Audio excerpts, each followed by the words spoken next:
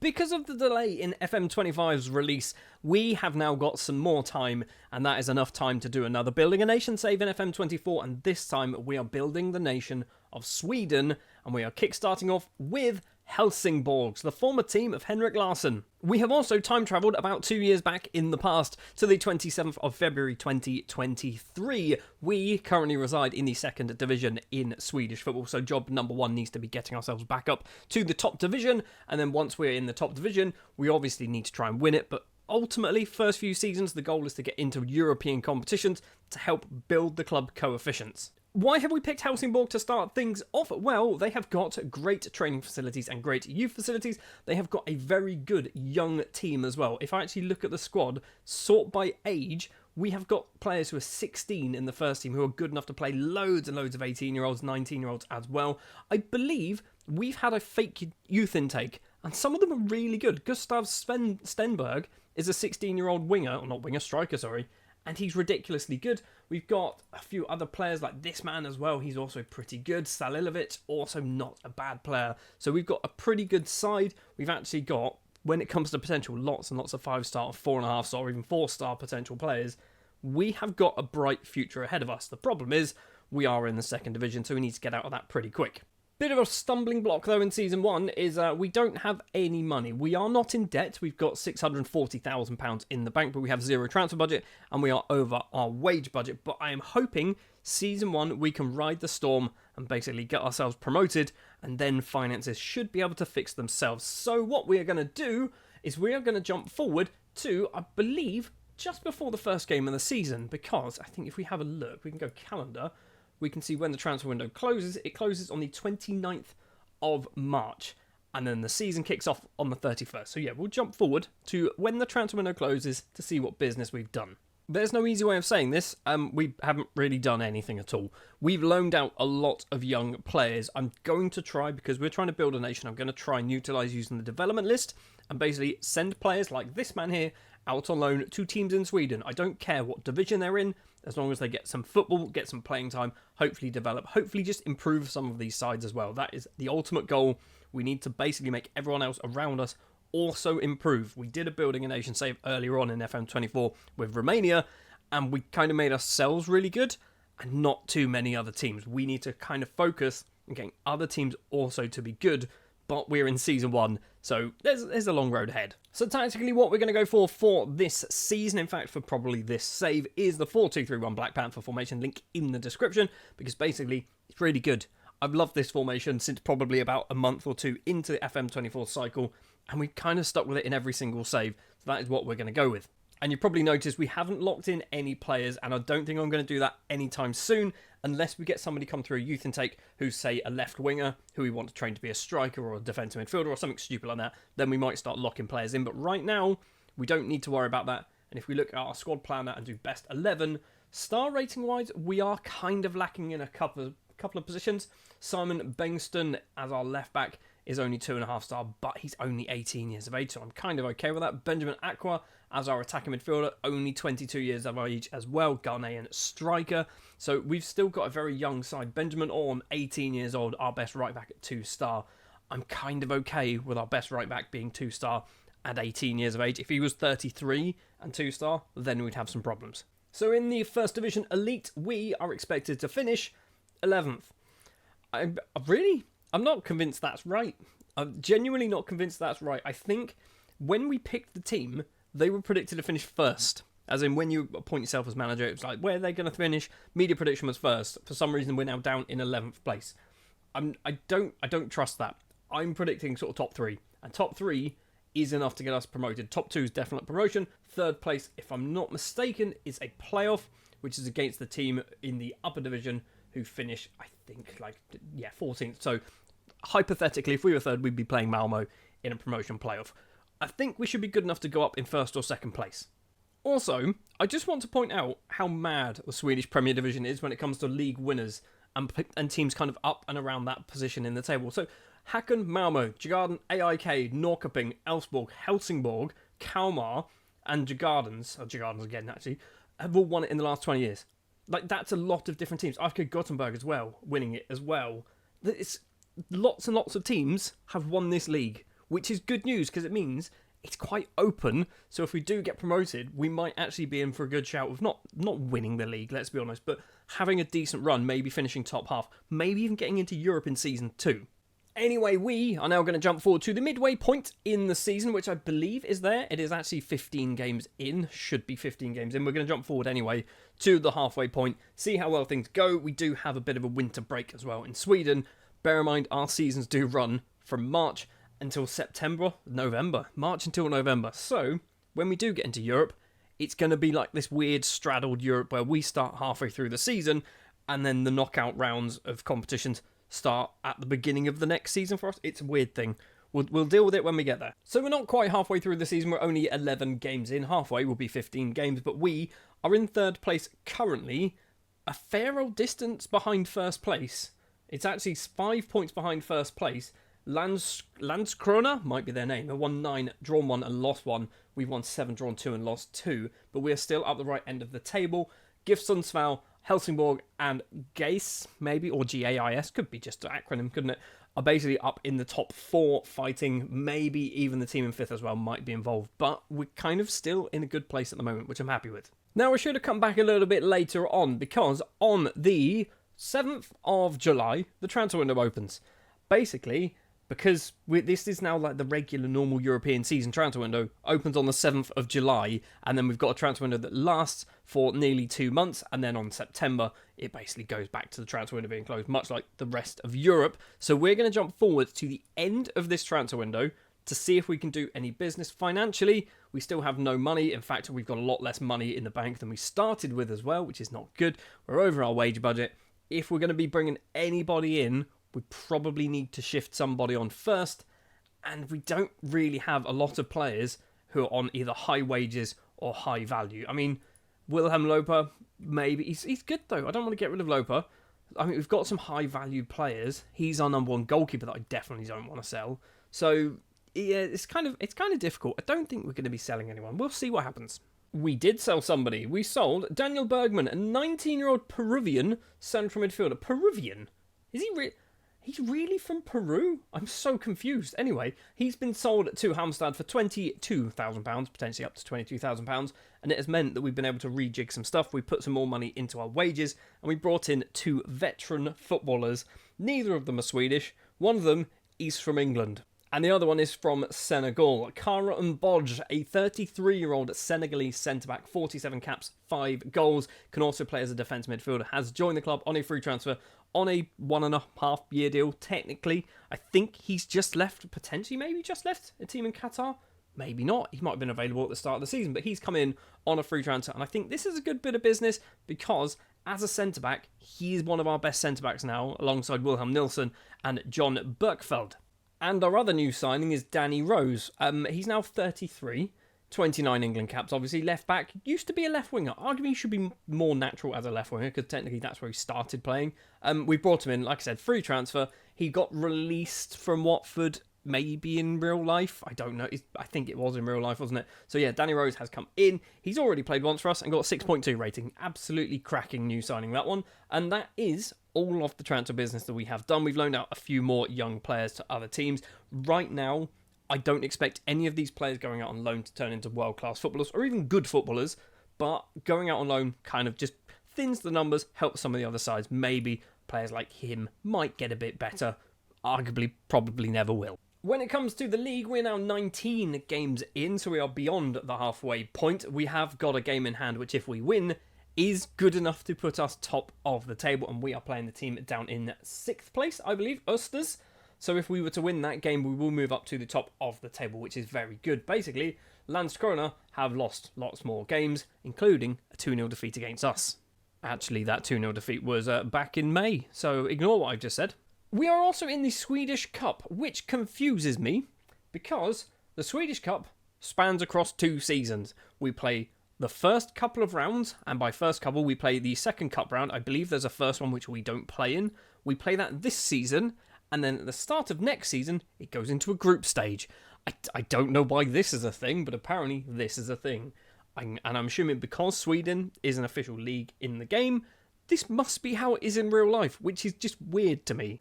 I do want to call out as well, on the 1st of September, Amar Musin is a 25-year-old Iraqi striker with 5 caps and 3 goals to his name. Is currently our top goal scorer with 20 goals in just 17 starts.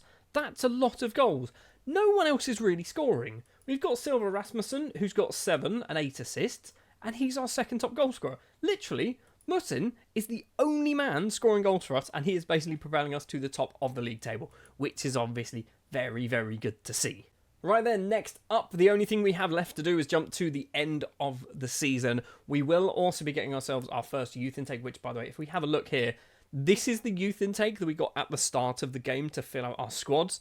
And we've got 1, 2, 3 players who are arguably good enough to play first team football. Merbeck he's come off the bench 15 times and scored a goal. Has Kim Lundberg. Kim Lundberg started 17 games in attack and midfield.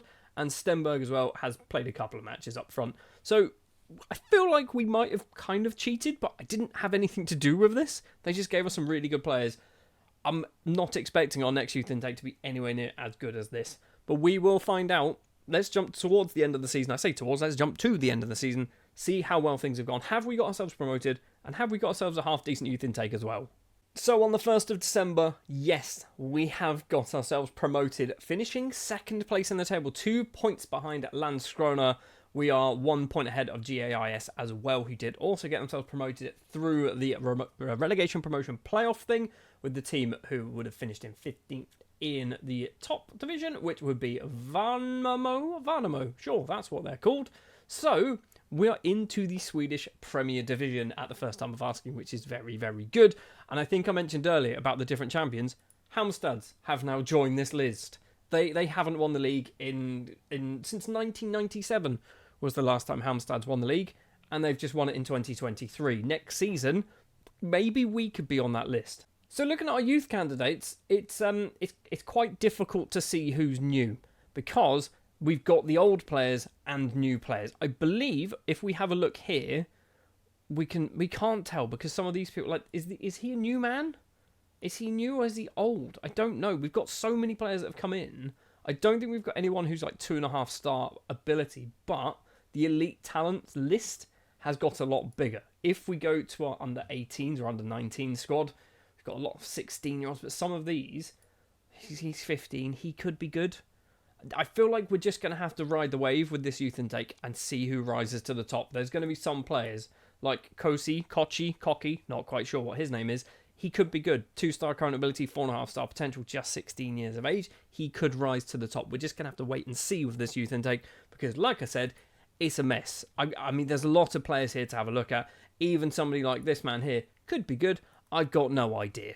So Season 1 is in the bag. We have been promoted back to the First Division.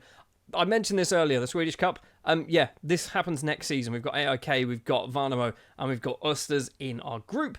And then it goes into knockout rounds after the group, which I think goes straight into the semi-final. Not quite sure. Anyway, we'll deal with that next season. Financially, we're in debt, but I think we are due to get a nice big chunk of money from sort of television rights and various things like that. We have a small transfer budget. It's not big enough to do anything with, but we have a fairly sizable wage budget, which is actually well over double what we are currently spending. So there might be a lot of investment in free transfers in the next season in the hope that we can stay up. Maybe outside chance we can get ourselves into European football as well. And just before we finish this episode, Sweden currently ranked 22nd in the coefficients table, and we basically just need to do well into Europe. I don't think they're going to be moving anywhere. They are moving up. They are moving up a couple of places, up to 20th. They're moving up to 20th, although we're halfway through the season. So it's a bit of a weird thing. Because we're halfway through the season, we're going to find out. I haven't thought this through. I genuinely haven't thought this through. Anyway, let's have just qualification places. Let's just jump to that. Currently, 1 team into the Champions League, 1 team into the Europa League, and then 2 teams into the Europa Conference League, which I'm going to assume 3 qualification spots go to the league and 1 goes to the Swedish Cup, which is perfectly fine. We will have to worry about that next season. But that is going to do it then for Season 1 with our Helsingborgs side. Season 2, back to the top division and hopefully pushing for Europe. Season 2 of our Building a Nation save with Sweden begins then, and we are back into the top division with Helsingborg. We are in the Swedish Premier Division after finishing 2nd place in Season 1 in the 1st Division down below. But we are in the big leagues now, quite literally, and by literally, it's a 16-team league, it's quite small. Our objective this season is arguably not get relegated, but I want to be aiming a little bit higher than that. I want to be aiming for 6th place, because 6th place looks like it might get Europe. I don't know. I have no idea. It doesn't tell me whether there's any form of qualifications for Europe, but judging by this, 6th place might get Europe. I don't know. We're just going to have to wait and see, basically. It is the 1st of February, and obviously the transfer window is open because Sweden runs on Sweden time, apparently. And we have brought in 3 players already, all on free transfers. And we have scoured the globe for 3 new players. Luis Garcia, first up, a 27-year-old Chilean defensive midfielder and centre-back, has joined from Cobreloa in his native Chile. I'm assuming he has joined from his native Chile. And I think we've got ourselves a pretty good, versatile player. He's only 27 years of age as well, so we've got a good few years left in him. He is on a lot of money, but if you watched the last episode, you would have seen we've doubled our wage budget, but not our wage bill. So we've got a lot of money to spend when it comes to wages, and I feel like we need to throw a bit of money around, and that's what we've started to do with Luis Garcia. We have also done that with Daniel Ndi, a 28-year-old Cameroonian international who is going to be signed to be an attacking midfielder, basically to offer a little bit more competition in that attacking midfield role. Ndi, at 28 years of age, has come over from Iceland, formerly playing in Spain for a whole bunch of teams there as well. And the final player to join is 30-year-old Japanese defender Daichi Tagami. He can play all across the back, but we have brought him in primarily to be a central defender. He is on £3,500 a week because I thought when you sign Japanese players, they always say he's brought in some extra revenue. He's not, because nobody knows who he is in Japan. But Tagami is in. I think we've got a very good player in the shape of Tagami. Him and Garcia could be our central defenders for this season. And Bodge is still here, even though he's now 34. It's going to kind of get pushed to the sidelines. Financially, we've still got £75,000 to spend. We've also still got around £8,000 a week to spend if we want to spend it. I feel like we might. So with just 3 signings made so far, the prediction from the media is that we will be finishing rock bottom of the table in 16th place, going straight back down. I am hoping to change that. Like I said, I want to finish in the top 6. That's my target. I feel like it might be a little bit too much of a stretch. Maybe top 10. 10th and above, I'll be okay with. If we're nowhere near a relegation scrap, that's perfect. Right, let's jump forward then to the end of our winter transfer window, our start of season transfer window. See if we've done any more transfer business. I suspect we probably will. We've not got rid of anybody just yet, but do expect a whole bunch of loan players leaving, basically dropping down to some of the lower teams in Sweden to try and get themselves some first team football. So it's now the 29th of March 2024, and we have loaned out all of these players on development deals to a whole bunch of teams, basically all around Sweden, which is going to be helpful for them, but probably not much help for us. We have brought in a brand new player. You'll know who he is. I don't know why I've done it, and I am going to play him. Kazuyoshi Miura. He's 57. He's just turned 57. We brought him in from the team over in Portugal on a free transfer. He's on £2,000 a week. His stats are declining all over the place. He has said he's retiring at the end of the season, so we've got 1 year of Miura. And we're going to lock him in for half the season. We'll say half the season. If he doesn't work, we'll bin off the experiment. But if he does all right, we might keep him until the end of the season, locked in his final year playing professional football at the age of 57, which is just nuts. You might have already noticed as well that he has played a couple of games in the Swedish Cup and scored twice. So he started off all right. He is going to be our only player locked into our starting 11, playing the 4-2-3-1 Black Panther formation. If you want that, check the description and you can download it there. We're going to jump forward then to the midway point of the season, where we will have played 15 games, I believe. Oh, I forgot. Yeah, the Swedish Cup. I mentioned this last episode. It's weird, okay? We played the first and second rounds last season, and then the group stage and the semi-final and the final. This season, it's weird. We finished second in the group, which means we didn't get through because AIK won all 3 of their games. We won twice against Varno and Östers, but we did obviously lose against AIK. In fact, we got smashed by AIK 3-0, which means, yeah, we're out of the cup. When it comes to the league, we will be jumping forward, like I said. I believe it's 15 games. I think to there is the halfway point. So we're going to jump forward to the halfway point. There's like a 2-week break in the middle of July, I believe, which is kind of the break for sort of the transfer window to open as well. So that is where we're going to jump forward to. I want to be mid-table. Mid-table's good. Anywhere above 15's good. Not going to lie, not what I was expecting. 15 games in, we're second. We're second in the table. Wilhelm Loper is the top goal scorer in the league with 12 goals in 15 appearances. What has happened? I mean, I keep mentioning this, but the past winners of the Swedish First Division, or Premier Division, sorry, is all over the place. In literally the last, 7 seasons, we've got 1, 2, 3, 4, 5 different winners in the last 7 seasons. So it could go any way. We could. It's not happening, but it could. It might happen. It might happen. We could win this league. At the halfway point, we are in a league title scrap where we were expected to finish bottom of the table. We're still expected to finish bottom of the table. Stick a pound on it. Stick a pound on it. That's £1,000. How has Mayura done? Obviously, 57 years of age. He's gone better, technically, from a coach summary. He's gone up to 1.5 star rather than 1 star. Nothing else really has changed stats-wise. He has scored 3 goals in the league and got 6 assists. I don't think, weirdly saying this, I don't think this is working even though we're second in the table because he's only scored 3 times. What is keeping us second in the table is Wilhelm Loper. I mean, we won a game 8-3. And how many did Loper score? 1, 2, 3, 4, 5. Loper scored 5 against Sirius. He scored against Hammarby. He's scoring a lot of goals. Loper is definitely keeping us at the top end of the table. He's not even that good, is he? But he's just doing the business. He scored 12 goals. He scored 12 goals already this season. He only got 8 last year. Just seen as well there against Elfsborg. Danny Rose has banged in a goal. He's got 4 goals and 5 assists. He's 34. How has he got 4 goals and 5 assists? Daniel and D as well has got 3 goals and 2 assists to his name. I'm just seeing who we can see who's actually a new signing. Anyone else is not jumping out at me. Luis Garcia is actually there. I'm assuming that's his first or second goal. Actually, 3 assists for Garcia. I genuinely don't know what's going on. The fact that we're second place in the league is amazing. I'm quite happy with that. We are obviously now in a transfer window as well. So the window opened a couple of days ago. I'm going to see what business we are going to be able to do. We've got £85,000. We've got about £7,000 possibly wage budget money to spend, so we can have a look around to see if we can find anybody interesting. I might look for another striker, just because if Mayura's not going to play, maybe we need somebody to replace Mayura. So we'll see what we can find.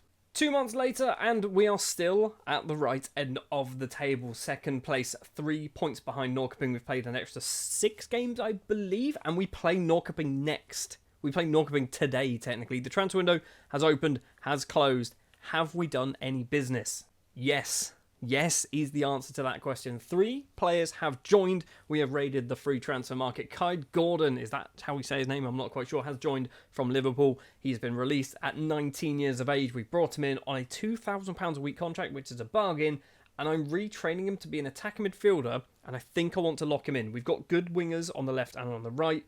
In the middle is where we're kind of lacking. So Gordon might need to be retrained there. He's currently out injured for 10 days to 3 weeks, however. And then I thought to myself, we need a brand new striker because Mayura, I don't think, is really cutting it at this level of football. So we found Britt Assombalonga, the 31-year-old, Democratic Republic of Congolese striker with 9 caps and 3 goals. 9 caps and 1 goal to his name, formerly of Antalyaspor, Watford, Adana, Middlesbrough, Forest, Peterborough, Southend, a bit more Watford, Braintree and Wealdstone. He's had a lovely time just exploring, I was going to say the globe. It's not, it's England and Turkey. He's now made his way over to Sweden, where hopefully he's going to bag in a lot more goals.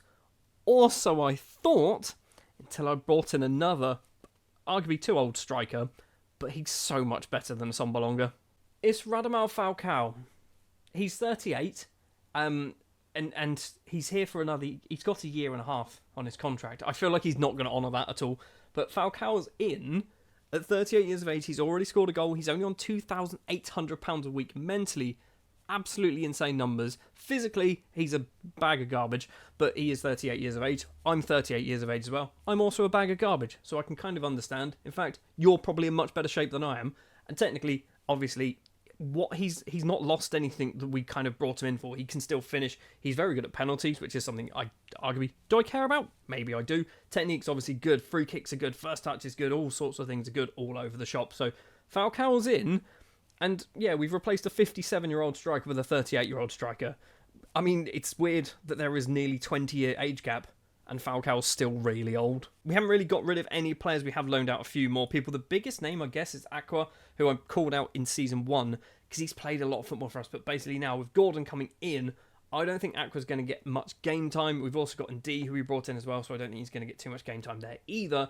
So he's dropped down a division to get some game time for Varbergs, which I'm hoping I'm hoping he gets another good half season under his belt, turns into a much better footballer and returns, maybe forces his way back into the first team. In case you were interested as well, for Season 3, we will be in the Swedish Cup group stage because we beat FC Trollhättan, which is a great name. So yeah, we've managed to make it to the group stage, which I will say this every season. It's weird. It happens next season. I don't know why. We are second place in the table with a game against Norrköping up next. I'm going to jump forward now to the end of the season to see how well we have done. And I think we could win the league. I certainly think we should be in Europe. Come the end of this, we should be in Europe. Although, arguably, Malmo to Norrköping are still in this battle. That's huge. I mean, down to AIK in 10th. There are 13 points between 10th and 1st. Second place. Second place in the Swedish Premier Division. Norrköping join the list, the ever-changing list of past winners. We have finished second place in the table, joint on points with Djurgårdens. We have qualified for the Europa Conference League next season. That's going to be very, very helpful. Being in the Europa Conference League is going to be very helpful because obviously we need to work on getting our coefficients up. And to do that, we need to be in Europe. And by we, I mean us, Helsingborg, need to be in Europe because basically we are more likely to win things than Norrköping, and Djurgårdens are going to win things, particularly Norrköping in the Champions League. I don't think they're even going to make it. Sorting the squad by goals, Willem Loper is our top goal scorer of the season with 15 goals in the league, which is obviously very good. I think he's got 17 in all competitions. Silver Rasmussen has 10 goals in all competitions. Basically, he got 2 goals in the group stage of the Swedish Cup, which no longer exists and dropped off of his stats for some reason. He's got 8 in the league and 2 in the Swedish Cup last year. And Radamel Falcao has got 10 goals this season. He's played 13 times and scored 10 goals. He got 10 goals for Vallecano in 75 appearances. I think Falcao was a sensible bit of business. Having a look as well. So Kyle Gordon we did lock in as an attacking midfielder, but he did get injured quite a few times. So Gordon played 10 times, 2 assists, 3 goals. He is slowly getting better. Benjamin Orn, who is now 20, I think he was 18 at the start of the game, 9 assists. I think it's actually 11 assists in all competitions. So that's a good turnaround for a 20-year-old right back. Pretty happy with that. Where is Danny Rose? Where's Danny Rose? Has he retired? He's just retired. Okay, so this is an annoying thing. He decides to retire at the end of November. We might need to come back from our holiday just before December kicks in. So Danny Rose got 10 assists and 4 goals last season. I think possibly Bodge as well has gone. No, he's still knocking about, but he is leaving the club very soon. Mayura will have also disappeared. Yes, he has. He's now a coach, and he finished with 3 goals and 6 assists, so he did not play any more games after that. So can we just see released players? Is that where it shows? Oh, there you go. Yeah, it does. So Danny Rose and Mayura got retired. That's right. And Thomas Rogner, by the way, retired last season. He got injured midway through and just left, which is kind of annoying because he was a very good footballer. But yeah, he left. Not ideal. But yeah, there we go. We have somehow managed to qualify for Europe in Season 2 in the Europa Conference League. What does this mean for our coefficients? Obviously, it's a bit all over the place because we're halfway through. So we finished 21st.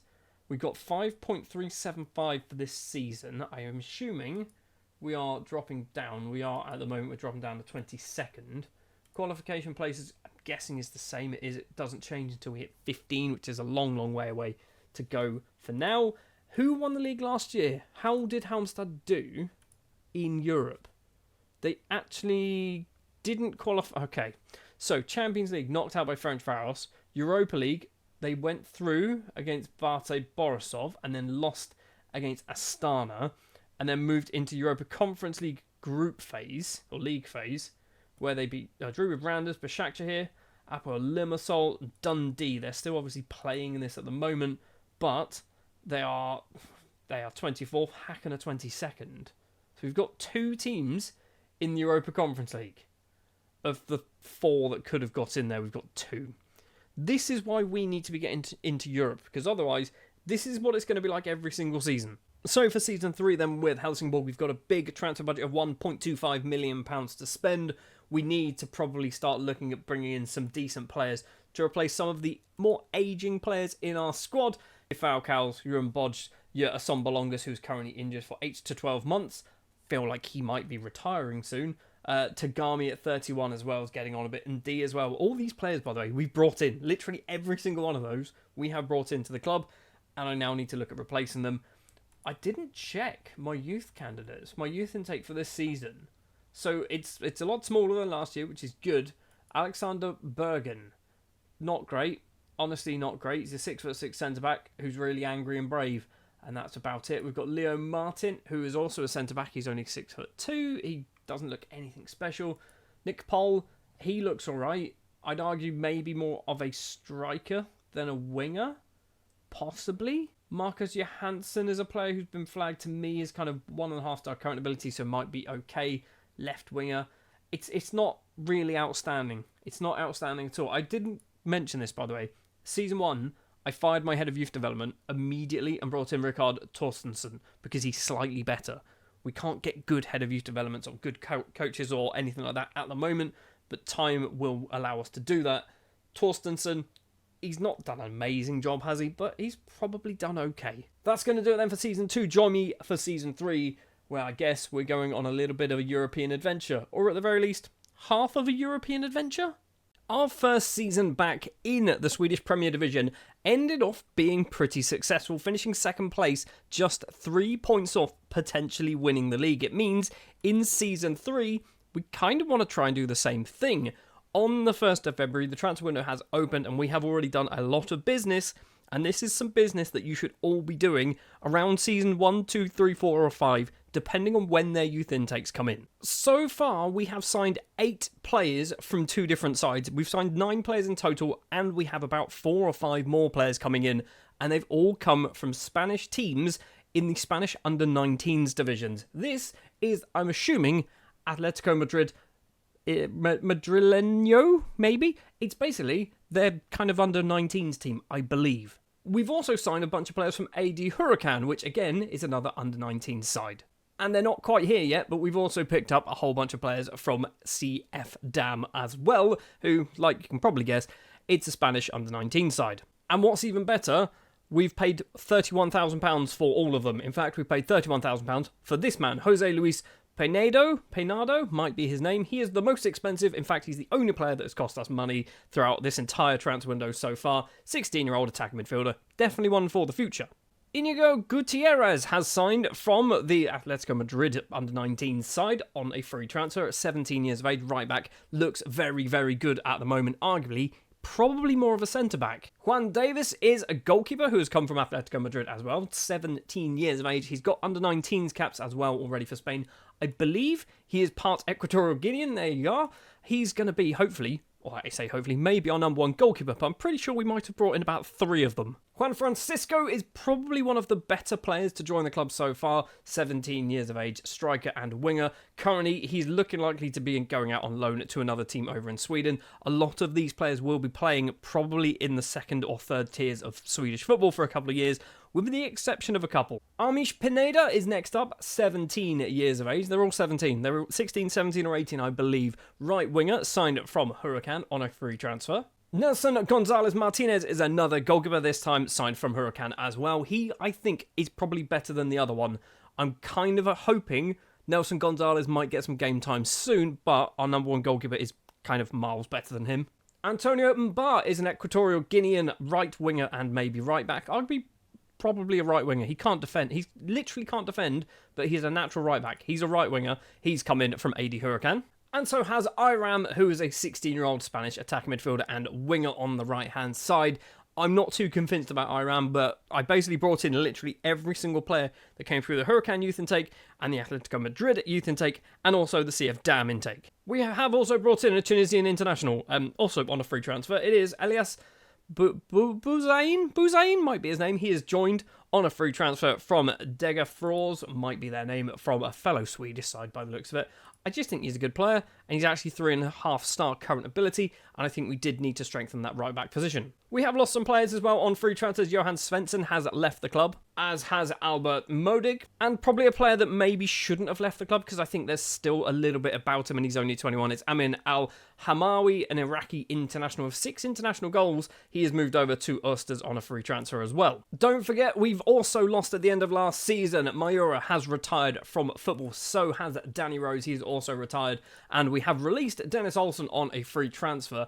If you have a look at our squad right now and talk by age, we are certainly going to be losing Falcao at the end of the season. I don't think he said that he's going to be retiring, but he's definitely going to retire at the end of this year. So we've got maybe 1 year left. We've also got Britt Assombalonga, who is only 32, so you'd think there's a plenty more football left to go, but he is out for 5 to 9 months, and I feel like he is going to call it a day as well at some point this season. So with all those transfers that we've done so far, you might think that we don't have much money left to spend, but in fact, we've got about £12,000 a week wage budget to spend. We've got £600,000 as well to spend if we really want to. We're not going to. I am going to be trying to do the facilities and things like that, but I think financially right now, we've only got 1.8 million in the bank. I don't think they're going to agree to anything because we are basically, if you look at the projection, we're going to be in debt within a year. In fact, it's almost exactly a year. So that's November, December, January, February, we'll have £64,000. And then in March, we'll be on minus 38 grand. So yeah, they're not going to do any big spending because basically we are projected to just lose money ridiculously.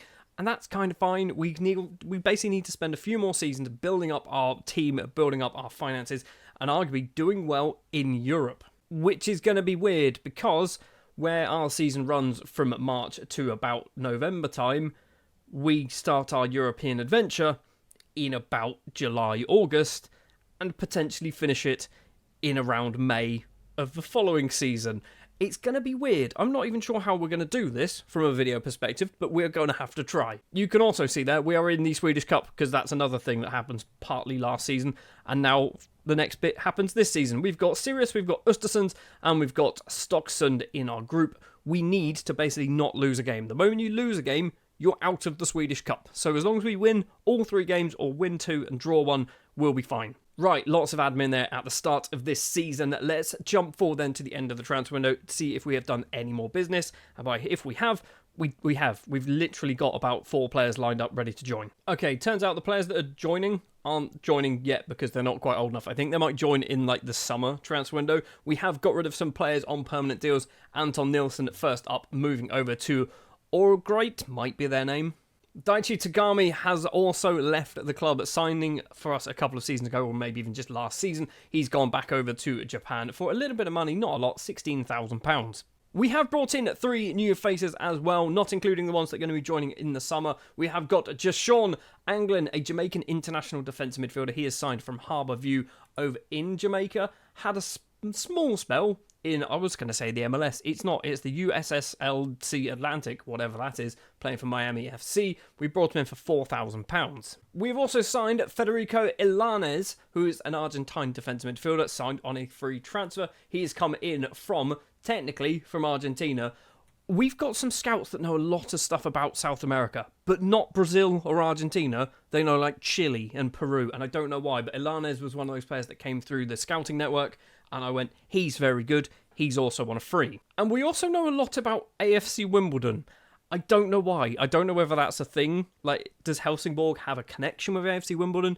Do we have like a former AFC Wimbledon scout on our books? I don't know, but we have signed Ryan Johnson from AFC Wimbledon, a 28-year-old Northern Irish international with 21 caps, central defender. He has cost us a fair amount of money, £160,000, but I think he's probably one of our best players at the moment. I can't see him sticking around for too many seasons because I'm hoping we kind of outgrow him quicker than he outgrows us. But Ryan Johnson, I think it might be too much money, but I'm kind of okay with it because we are financially not in a terrible place. We're still under our wage budget by a fair distance. We've got £400,000 to spend as well. So it might be a silly transfer, but we've done it anyway. Something else to note as well, we have loaned out a whole bunch of players, and I'm expecting probably more will be moving on. So even some of the players that joined earlier on in the season, Francisco Mba and Pineda, have all gone out on loan to hopefully get themselves some more first-team football and turn them into better footballers. Oh, when I mentioned earlier that Falcao probably will retire at the end of the season. He's decided he is retiring at the end of the season. If I have a look at his plans, where does it say? Plans to retire on the 13th of the 11th, 2025, so the end of this season. And Britt Assombalonga has also retired. I thought it was going to happen, and it certainly happened very, very quickly, so he has also left the club, as has Kara and Bodge, a player who I released on a free transfer. He technically was out of contract, but was still at the club, and I went, why are you here? You're 35 and you're not very good, so we've released him on a free transfer. So yeah, we've kind of trimmed down our squad. If we have a look at all transfers, we've brought in a fair amount of new faces as well. I'm kind of optimistic that I feel like we've improved our team. A team, by the way, that we are not locking in any players into the starting 11. If we do best 11, this is what they suspect is our best 11. Juan Francisco, they think, is our best striker, and he's out on loan to a Swedish First Division South side. He's our best. Maybe we're not as good as I think we are. If he's our best striker, he is our best striker. I'm concerned now. Right, I was hoping we might win the league this year. We might finish mid-table. Anyway, we're now going to jump forward to around the midway point of the season. The transfer window will be open as well, the summer transfer window, which means, if we have a look, 3 new players will be joining the club in July on the 7th. So we've got Julve, we've got Gumbau, and we've got Terentius, who are all going to be joining the club. Julve and Terentius, I think, are going to be very, very good players for us, but I will keep that a secret, what they look like, until they actually join the club. So let's jump forward to see how well we get on in the Swedish Premier Division. We've also been knocked out of the Swedish Cup, which I just ignore the fact that this happens. I forget, okay? We got through the group stages. We won twice and we drew, and then we got knocked out by BK Häcken after extra time, which is annoying. This competition takes place the entirety of the opening transfer window. So, what will happen, part 1 of the video will be before the Cup, part 2 will be after the Cup. We might win a full-on trophy, an FA Cup, in Sweden by part 2 of a video. Anyway, let's jump forward to part 3, which will be the halfway point. And a halfway point where we find ourselves sat 6th place in the table. Technically not halfway, we've still got a couple more games to go. 6th place, I think this kind of confirms my suspicions that maybe we got lucky last year, and this season we are probably a mid-table side. I didn't even check this. I should have probably checked this. They think we're going to finish 12th. They think we're going to finish 12th.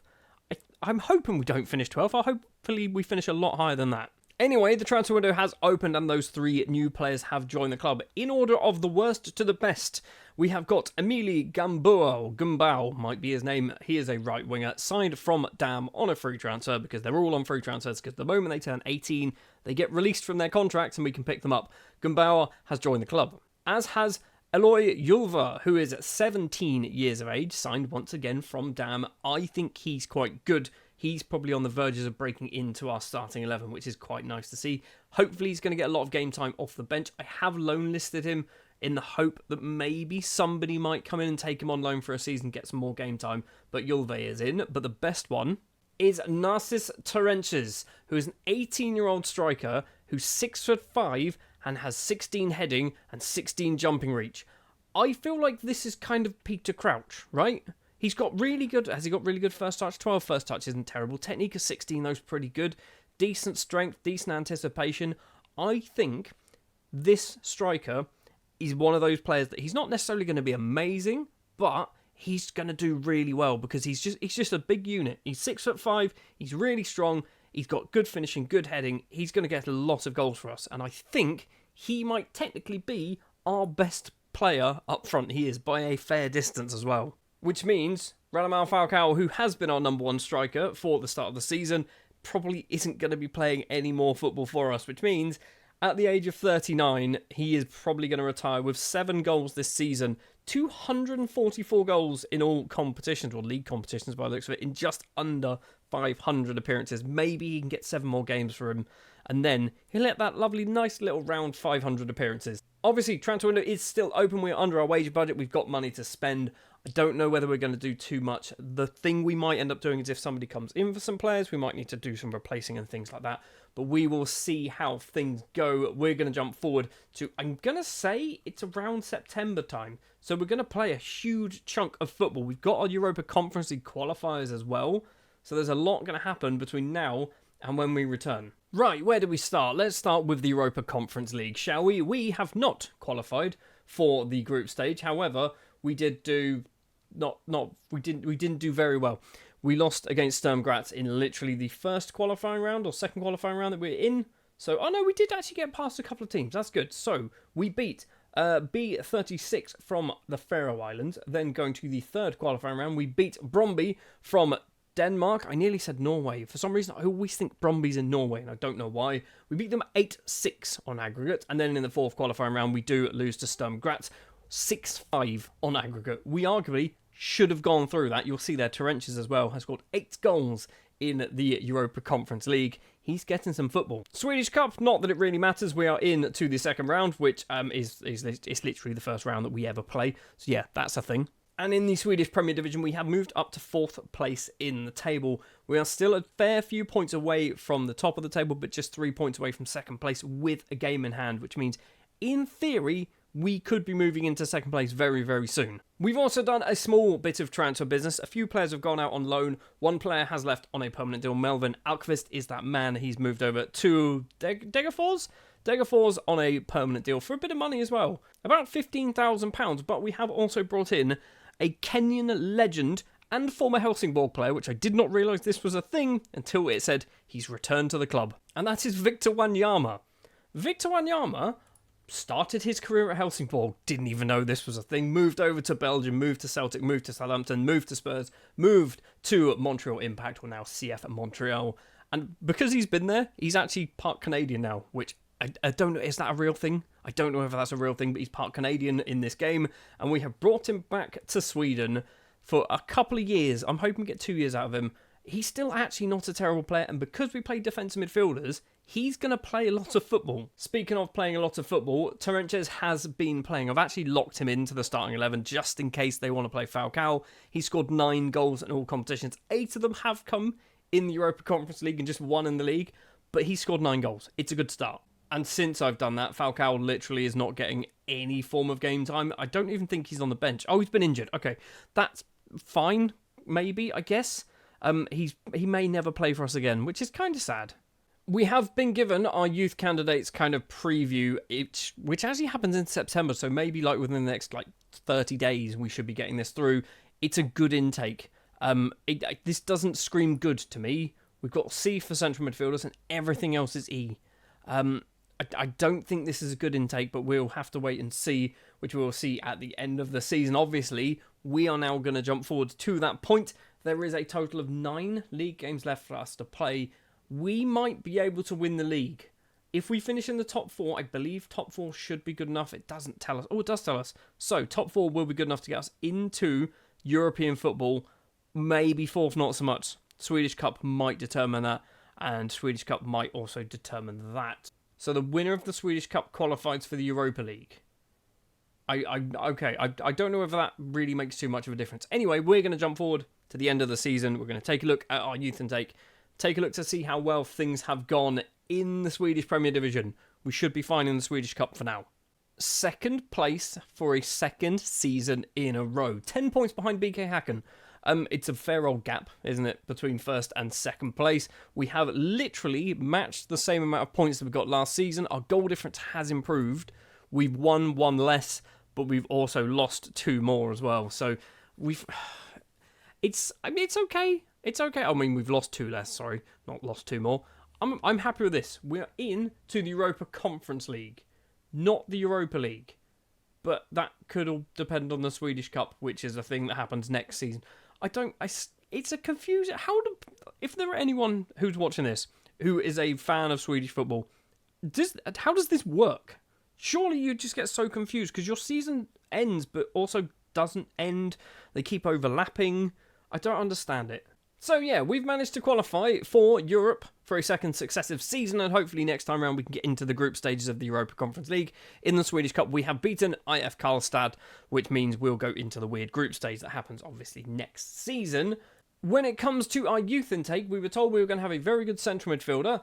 I don't think we've got one. A lot of these players are weirdly from all over the world as well. So we've got an Iraqi, we've got a Chilean, we've got a Kenyan, we've got Emir Kovac, who is the biggest one on the list. And by biggest, I mean most potential. He's only 5'7", so he's probably the smallest one on the list.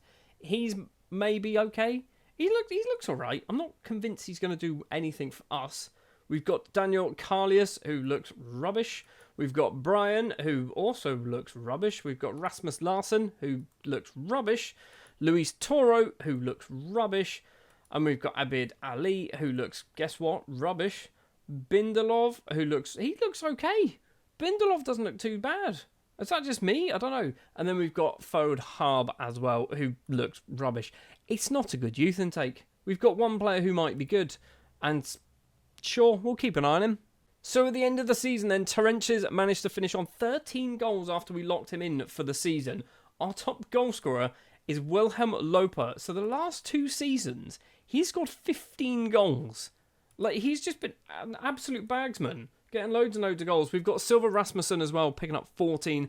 Last year, I think he did all right. He got 8 goals last season, 14 this season. I mean, I'm pretty happy with where these goals are coming from. We've got Ilanes as a defensive midfielder scoring 12. We've got Kim Lundberg, who, by the way, is one of those youth intake players, those new gen players who came in season 1, which means his maximum ability is 130 or 129. No one will have any higher potential than 130 when you get the first youth intake for fake players. I feel like he might be up there. He's very, very good, but I can't see him getting too much better than what he currently is. Did Falcao get any more games? I feel like he didn't. He did not get any more games at all. He was a sub a few times, but didn't actually make it off the bench. So Radamel Falcao will be retiring at the end of this season. 493 league appearances with 244 goals, 104 Colombia caps, only 36 goals, which seems a bit strange. Has he become a staff member? He has.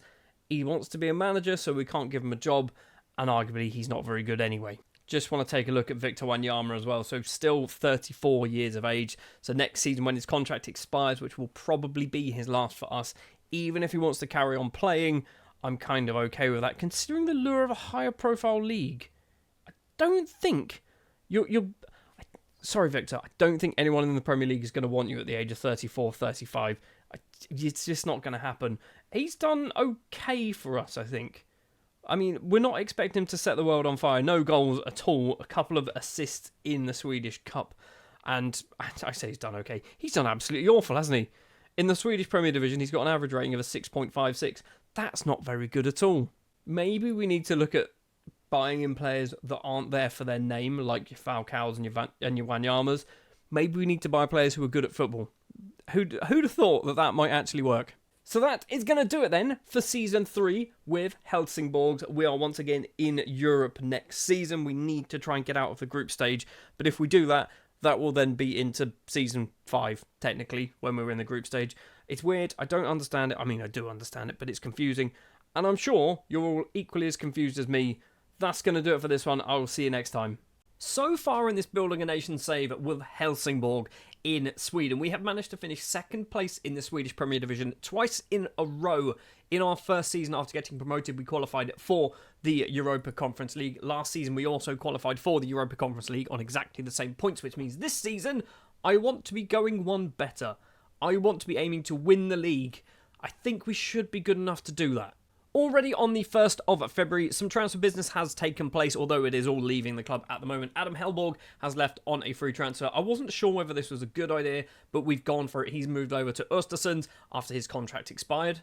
Amar Musin has also left the club, a player who in Season 1 scored a ridiculous amount of goals. Last season scored 3. We have basically decided to let his contract expire. He's gone back to his native Iraq, signing for Al Zahra. And Benjamin Aqua, another player who I wasn't sure whether this was a good idea because he's still young and reasonably good. He has left on a free transfer. He's gone back to his native Ghana, signing for Beckham United. We've also sold Sumar Almajed, could be his name, to Al Zawara as well. He's gone on, I believe, a free transfer. It is a free transfer, but his contract didn't expire. We just basically got rid of him. Because over the last 2 seasons, we have done quite well financially. We have got a decent, very decent transfer budget, £3.2 million. Our wage budget isn't particularly big, so we might need to do a little bit of adjusting to try and move some numbers around. We can go up to £125,000 a week. That is nearly tripling. It's doubling. It's over doubling our wage budget currently.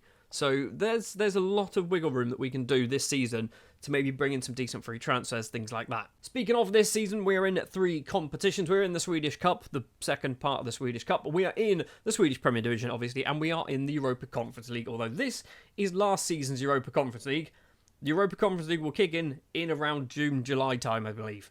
Speaking of the Swedish Cup as well, I keep forgetting this happens, but the Swedish Cup will take place between now and the next clip, so we need to get past the group stage, and then I believe it's quarterfinal, semi-final, and final.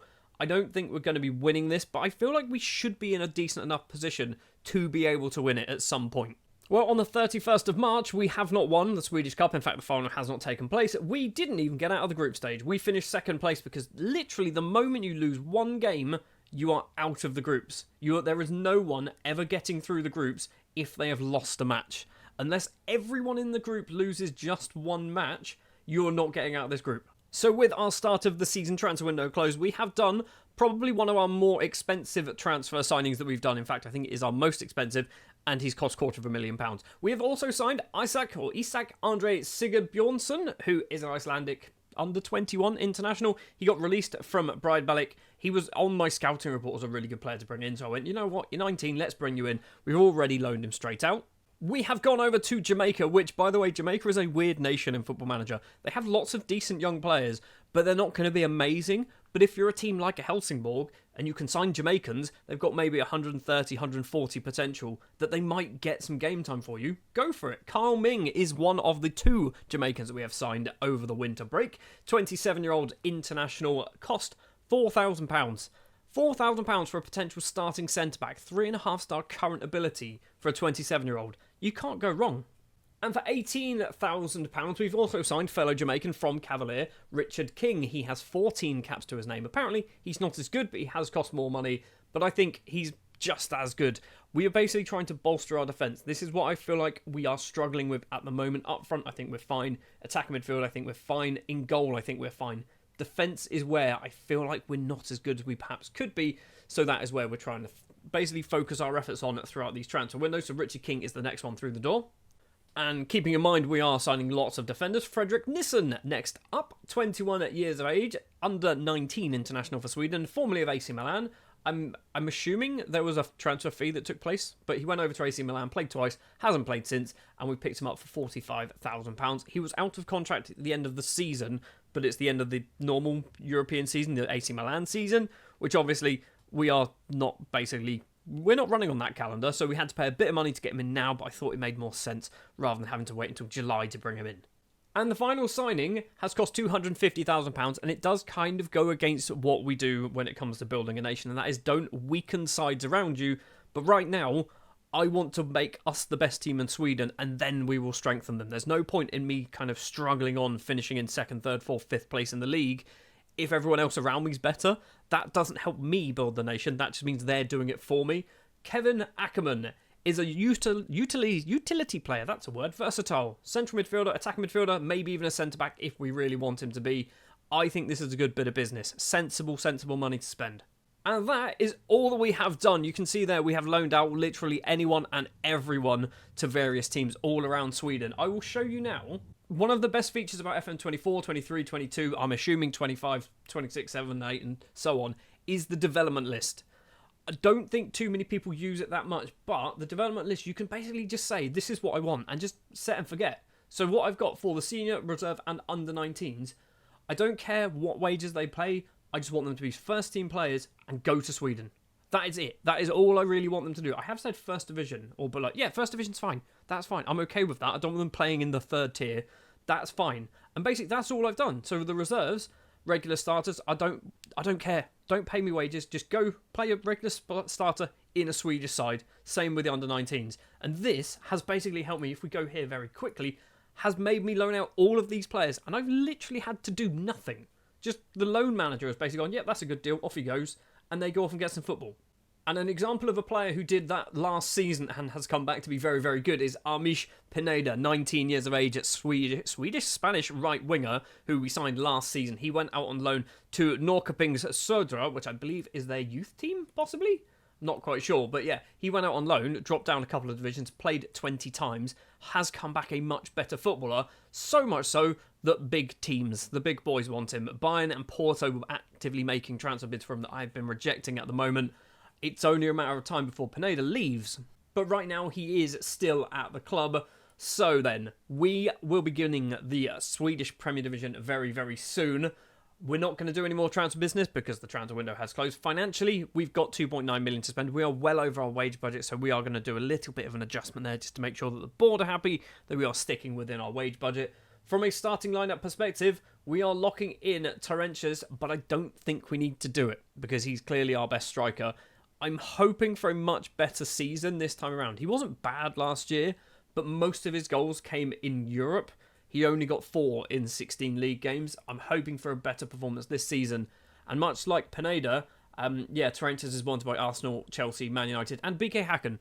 One of those is not like the other. Right then, let's jump forward to about mid-season where the European transfer window will also open. So this is where we need to be careful of possibly losing some of those big name players. On the 9th of July, some transfer business has already taken place because we have come back when our transfer window opens, not when European transfer windows open. So some players have already left. Kai Gordon is one of them. Basically, he was filled with injuries. I don't think I ever mentioned this, but he was constantly injured, like over and over and over again. So I was like, you know what? I've had enough of you. We've sold him to St Mirren. We've got £350,000 for him. So that is a good bit of money. Yes, there's an intermediary fee in there, but £350,000 is more than we've spent on a single player. We've also sold Daniel Ndí to Patro Eisden, might be their name, over in Belgium for £24,000. We just weren't playing him anymore. In fact, we were playing him. I don't want to be playing him anymore. And as you can see from the list right here, we haven't done any more business at the moment coming into the club. Competition-wise, we are currently sat 6th place in the table. It's not great, but it's fine, I guess is the best way of putting it. We are still up there. We're only 6 points off the top of the table, but they do have a game in hand. As long as we're kind of in 4th or above, I was hoping to win the league. I was hoping to win the league this season. I don't think it's going to happen. We are predicted to finish 11th. Why are we always predicted to finish so far down the table? In the Europa Conference League, we will be going into the second qualifying round, and I believe we already know who we're going to be playing. Yes, we do. It is FCSB from Romania, the other nation that I tried to build in FM24 earlier on this year. That's not going to be easy. That is not going to be an easy match to play. I'm hoping we can get into the Europa Conference League group stages. But in order to get there, we are in the second qualifying round, which is there. So we have to play FCSB. We then have to play another side and another side. And then we get into the Europa Conference League, actual league. It is going to be tough. So as is a transfer window, obviously we can decide to bring in some new faces, and I'm pretty sure we will. We've got £1 million to spend because I have moved things about into our wage budget to basically give us a little bit of wiggle room, and by a little bit, a huge amount of wiggle room, nearly £30,000 left to spend in our wage budget, so we are definitely going to be on the hunt for some good players. We're not necessarily going to get free transfers this time around. I'm going to see what we can find, but yeah. Let's jump forward to the end of this transfer window to see if we have managed to strengthen our side again. I'm going to guess we're going to buy centre-backs. Before we talk about the centre-backs that I've signed, we are going to just take a look at the league, and it's not looking good, is it? We've dropped down to 8th place, 8 defeats. 8 defeats. And when you look at how we are losing, 4-3, 3-2, 3-1, 5-1, 6-3, 3-2, 4-1 and a 2-1, we are scoring goals, but we are leaking goals. This is why I want to strengthen the defence. And this is why we have signed Jorge, or George, I'm going to call him George, Osorio, the 18-year-old Colombian from Alianza Llanos, who I'm not even sure how I found it. Oh no, he came through one of the random scouts, because we have scouts in South America, but not Argentina or Brazil. And they went, have a look at this guy. And I went, okay, cool. And he was on a free transfer, so we have brought him in. I'm not convinced he's going to be starting, but there is potential there, and he is only 18 years of age. Another player to join the club, another defender, is Frank Odhiambo, might be his name, 23-year-old Kenyan international. So we've got Wanyama and now Frank as well, both in the Kenyan national side. He's come in from fellow Swedish team Djurgårdens. Again, We are not trying to build the nation just yet. We need to build us to a point where we're regularly in the Champions League and things like that. Then we can look to strengthen other teams so they can perform in Europe. There's no point in us not performing in Europe if everyone else is. We need to be doing well in Europe too. So he's cost us £50,000 from Gardens. Again, much like Osorio, I'm not convinced he's going to be playing week in, week out. He's just more depth. But the one who will be playing week in, week out is once again a player that we signed from a fellow Swedish side, from Kalmar FF. It is Johan Mattsson, 19 years of age, New Den, and he looks ridiculous, and he has only cost £400,000. He has moved up a league as well to join us, which kind of makes me feel a little bit better, but mentally, this boy, he is on point. Physically, he is on point as well. Technically, he's very good, apart from he can't tackle or mark. And by technically, he's very good. He can header. And part of that, I imagine, is because he is 6'4", but Mattsson is in the club. There is one big piece of transfer news, though, that I haven't mentioned. And that is Torrentius has left the club. He has signed for PSG for £5.25 million with no sell-on, but he has been loaned back until the end of the season. And that is pretty much it. There has been some other loan deals going on, so a few more players have gone out using the old development list. We've also got rid of this man on loan to Newcastle Jets. Ryan Johnson's gone to Adelaide United as well. We're also in the Europa Conference League group stage. We have managed to make it in there, and I'm not quite sure how we did it, because we almost fell at the first hurdle against FCSB, losing 5-3 away from home, but we turned it around at home, winning 4-1, then beating HB from the Faroe Islands, then beating Lokomotiv Plovdiv from Bulgaria.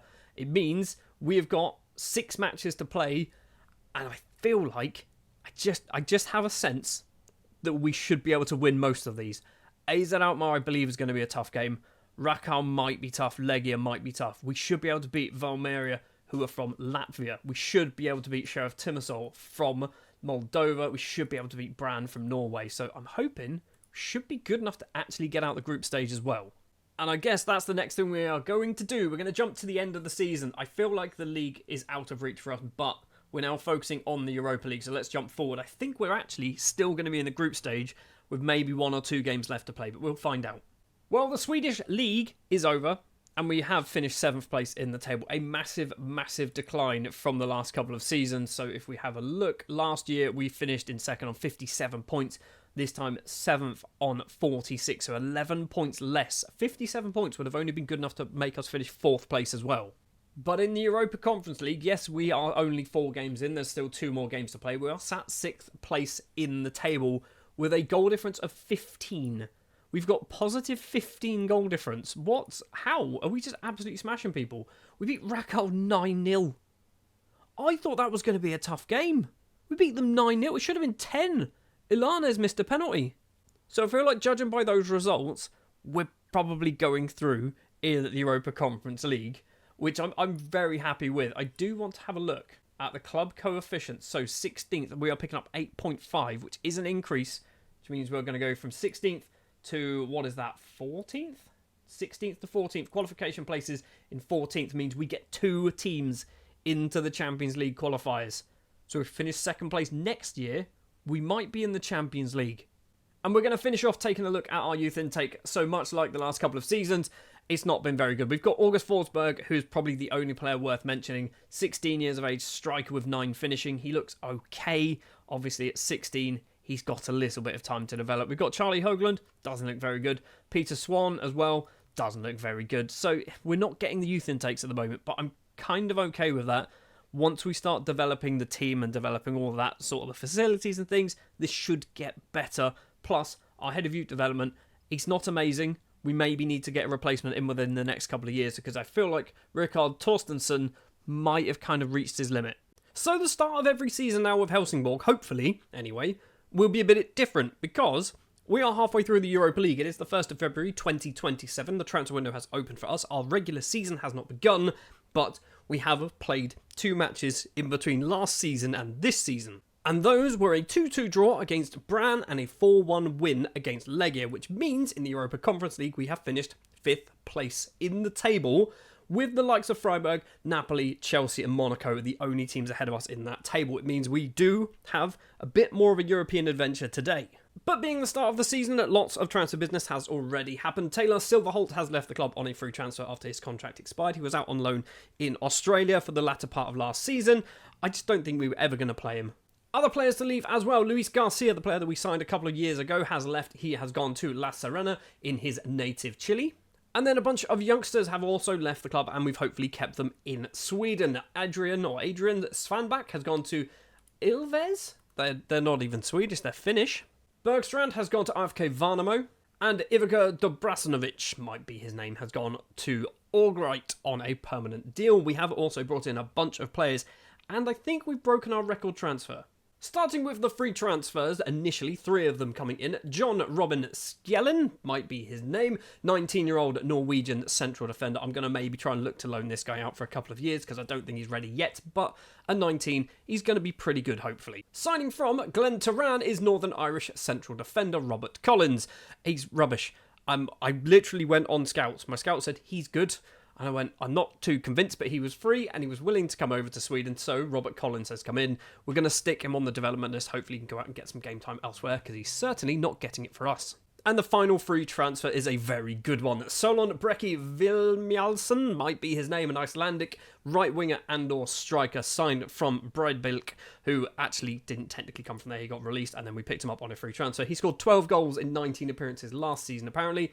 And he's come in, and I think he's going to walk straight into the first team, probably on that right wing. Now, moving up in value for £3.6 thousand, we've gone over to FC Nordsjælland in Denmark and signed Oliver Phil. His name's not Phil, but it's kind of Phil, so we're going to call him Oliver Phil. I think he's also going to walk straight into the first team on the left-hand side. We've also jumped over to England to sign a Welsh striker from Brentford, Jack Jones, 18 years of age Welsh striker. He has cost, I think, £16,000. Absolute bargain, if you ask me, because I think he looks quite good. He's got some very good technical numbers for an advanced forward, which is what we do play. I'm hoping Jack Jones might become one of our better players in a couple of years' time. Once again, he's going to go on the development list to hopefully loan him out for a season. And then our most expensive transfer, or was our most expensive transfer, William Kastrup, a 22-year-old Danish left-back, has joined from Nyogbing, could be their name. He signed on a free transfer and we spent £325,000 on him to bring him over to Sweden. But I think we needed a decent left-back, and I think William is that man. And then for £375,000, we have signed Chilean striker Gabriel Harding, signed from Curicó Undio, might be their name. He's cost a lot of money. I'm not convinced it was a good idea, but I think he's probably one of our best strikers now. We obviously have not got Torrentius anymore. He's gone back from his loan deal, so we needed a new striker. Harding is probably going to be that man, although Jones could do a job. So that is the transfer business so far. Financially, we've got £7.8 million to spend and a little bit of a wage budget. We can rearrange some stuff if we feel like we need to do it. We are also, if we have a look at transfers very quickly, if we look at, I think, loan deals from last season, so Torrentius, obviously, he is no longer here. He has gone back to PSG, and I did try and loan him again, and they want stupid money for him, £1 million for a season, which I don't want to do. So obviously, we are in the Swedish Cup as well, and I have realised the Swedish Cup does not actually finish in pre-season. Everything up until the final is pre-season. So we're going to go forward to the end of our transfer window. We're going to see whether we've made it to the final of the Swedish Cup. I don't believe we're going to have any Europa Conference League games just yet. We can actually double check. We might have some Europa Conference League games. Maybe the round of 16. We'll have to see what happens there. And then obviously the league will hopefully, or maybe just about begin as well. Don't think it does begin. I think it begins just after the window shuts. I want to have another good season. I want to get into Europe. That needs to be the goal every single season from this point on. Although I don't think we're quite there yet.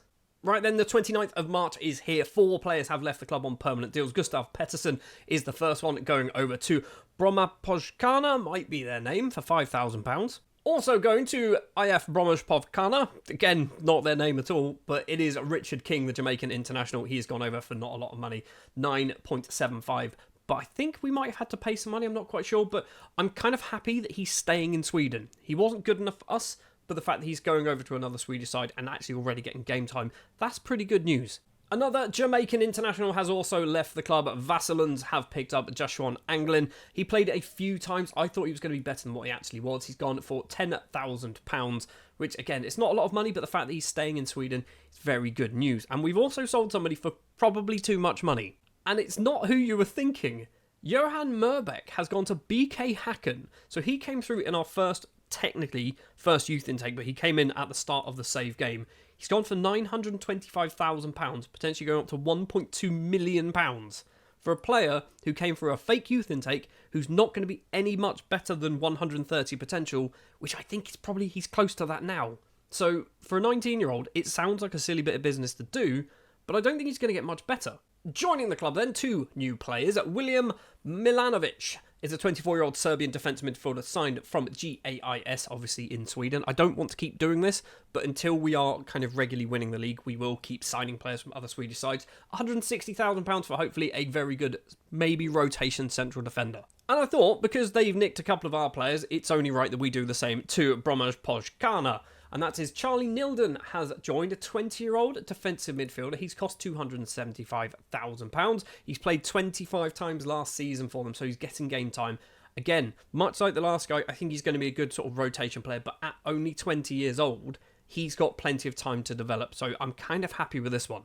Not that I was unhappy with the other one, by the way. I was happy with Milanovic, but Nilden, I think, is a better bit of transfer business to do. Also, loan deals. Jack Jones has gone on loan to Vassillans, joining Anglin. We've also loaned out, who else? Robert Collins has gone on loan to IFK Malmo. This could be very, very helpful, getting some game time there. Nick Pohl, I think, came through one of our youth intakes a couple of years ago. He's going to hopefully get some game time as well. Emir Kovac, a player, again, came through one of our youth intakes, but actually does look quite good. He's going to get some game time. Are they in the second division? They're in the second division. So I think I've got high hopes for this guy. Emir Kovac could be good. When it comes to the Swedish Cup, we have gone through the group stage, winning the group against Vassillans, Varbergs and Jonkoping Södra. We have won all three of our games, beating a 1-0, a 4-1 and a 3-1. Then, if we move forward to the second round, quarterfinal, there you go, we lose to IFK Gothenburg. So, we're out of that competition. In the Europa Conference League, we do manage to get past the round of 16. We drew SK Rapid from Austria, and we beat them 4-3 on aggregate. Yes, we did lose the first leg. We did lose it 2-1, but we won the second leg 3-1, which means we do go through, and we are playing, you can already see there, we're playing Monaco in the quarterfinal. I'm not really expecting much from this, but a bigger piece of news, Djurgårdens are also in the quarterfinals of the Europa Conference League. So they managed to get past Başakşehir here from Turkey last season. How did they do? I mean, some good wins. A 4-1, a 2-0 against Real Betis. Some very good wins. They seem to play the same teams that we play, though, which is a bit odd. So we're not going to check it just yet, but once we hit the mid-season point, which is when the regular European season ends, we will take a look at the coefficients to see how well we've done for the season, because the season runs from from sort of June to May time. So we need to check between June and May what's happened to our kind of coefficients. Anyway, that's the transfer business that we've done this season. From a starting lineup perspective, we are not locking in anybody at all. If we have a look at the squad plan and do best 11, Jolison as our number one goalkeeper, I'm worried that he's not going to get any better. He's very good, but I'm worried he's not going to get any better. We've got Julva, who turned into a very good centre-back, and he's wanted by some bigger boys, which means he's probably going to be leaving. Matson in defence as well. I think that was a very good transfer that we did a couple of seasons ago, or last season maybe. Who else have we got? They reckon Harding is our number one striker. I'm not convinced, okay? This is where I'm concerned. I'm wondering whether we put Vilmilson up front instead, because he can play there. He can do the job. That might be what we need to do, but that's not what we're going to do now. We're going to jump forward then to the mid-season when our transfer window opens, where we can check the coefficients, and hopefully we'll be second in the table. Probably not top. Judging from the season preview, 6th is where they think we'll be. Let's go. Or we will be second place in the table. Fair enough. We are a fair distance. What is that? 8 points behind Djurgårdens, but we are second place in the league. Top goal scorer in the league as well is Vilmilson. Has he been playing up front? He's been playing up front and on the wing. He's kind of been chopping and changing, which I'm okay with. I'm happy with that. He's getting better as well. That is what we like to see. In the Europa League, we did get knocked out immediately by Monaco, losing 4-1 on aggregate, so we lost both legs. However, interestingly, Djurgårdens did manage to get past AZ Alkmaar. and then got knocked out by Chelsea in the semi-final. Also, transfer window has opened a few days ago for the rest of Europe. We have already sold a player. John Berkfeld has gone over to Lecco in Italy, I believe. Yep, and he's gone for not a lot of money, £31,000. Yes, he was playing a lot, by the way, but that was last season, technically. I kind of replaced him. We don't need him anymore. So just before we take a look at the coefficients, financially for this transfer window, we've got £7.8 million to spend.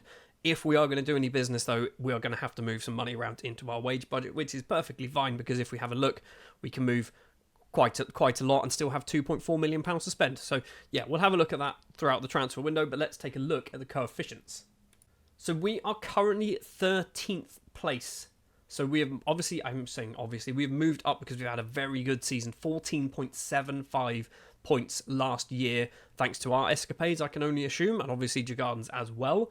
We have got to lose this 4.625 in Season 7. So Season 7 needs to be a very good year. Season 6 needs to be a pretty decent one. Sorry, Season 6 needs to be a good year. Season 5, which is this season, needs to be a pretty good one as well. We are climbing. This is good to see. And because we are 13th, we are not quite at the level where we want to be, which is 10th, where basically the league winners go straight into the Champions League group stage. But we are slowly working our way up. A couple of good years in Europe will certainly help out. And you can see there as well, the Swedish Premier Division has jumped from 21st to 16th in the European rankings. So we are climbing that up nice and quickly. I'd love to be sort of 8th. If we can be on the edge of like the elite leagues in Europe, that would be very good. Obviously still a long way to go. We've got, Denmark, Serbia, Switzerland, Greece, Scotland, Austria, Turkey and Belgium ahead of us at the moment, but I'd love to be in that top 8, but obviously fair few seasons to go. Let's jump forward to the end of our transfer window, see what business we have done. There will almost certainly be a lot of business. I think we might be losing a couple of big name players. 7 players have joined the club and a few players have left, and of those 7, some of them are returning on loan deals. Carl Ming is not one of them. He has left. He's gone over to Rakow in Poland for £27,000. Ryan Johnson has moved over to Silkeborg. He's also not coming back. He's gone for £71,000. And Victor Anderson Wangborg, it's not his name. He's moved over to Albright for £1,300. However, the next players have left for big money and come back. 2 of them, in fact. George Osorio is the first one. He's moved over to PSG, returning on loan. £1.4 million. I don't think there's a sell-on in there, actually. He had a £1.4 million minimum fee release, which we basically could not get rid of. And I think he's just gone for that. So we're getting no more money for Osorio, which is not good. However, we have conned Arsenal, and I don't know how we've done this. Eloy Yulve has gone to Arsenal, as we've just mentioned, and returned on a loan deal until the end of the season. He has gone for £9.5 million plus some sell-ons as well. Now, the reason why we've conned them is because I accepted £3 million and the board went, it's not enough. We want 3.5. So I went, okay, offer him 3.5. And then loads of teams came in with £9.5 million offers. And I don't know what happened. So I'm just going to shake your hand very quickly and just get that deal done. So £9.5 million for Yulve. He's returned until the end of the season. We're going to miss him because I think he's a very good player for us. But £9.5 million goes a long way. And I'm hoping some of that way is to improving our youth recruitment, junior coaching and things like that, which we'll need to try and do in time. Right now, the board has said no, but I think we're getting closer. Joining the club then, we have Christos Gravius, the 29-year-old Greek international with 2 caps to his name. He's joined from Panessirakios, might be their name, in Greece.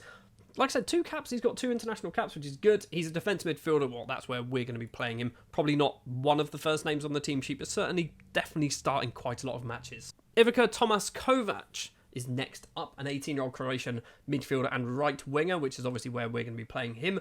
I'm going to hopefully try and loan him out. Obviously, the transfer window has closed, but next season we're going to hopefully get him out on loan for a season playing somewhere else in Sweden. Might get some game time this year. Who knows? We've also brought in a new striker because Harding, I don't think, was really doing the job. So, Shinosuke Kinoshita is a 23-year-old Japanese striker signed from Osaka. Is that Gamba Osaka? I'm not quite sure. It's Cerezo Osaka for £190,000. I think he looks quite good. I did buy him because he was Japanese, and, you know, Japanese sometimes kind of gives you a boost in finances and whatnot, but he's also a decent player, so I'm okay with that. Hugo Silva has joined on loan from FC Porto, who are now our feeder club, our senior feeder club. I'm not expecting a lot from him, but he's come in on a free. Well, technically, we're not paying any wages. And the best player is Kore Bingöl, an 18-year-old Turkish international signed from Fenerbahce on a free transfer, and he's amazing.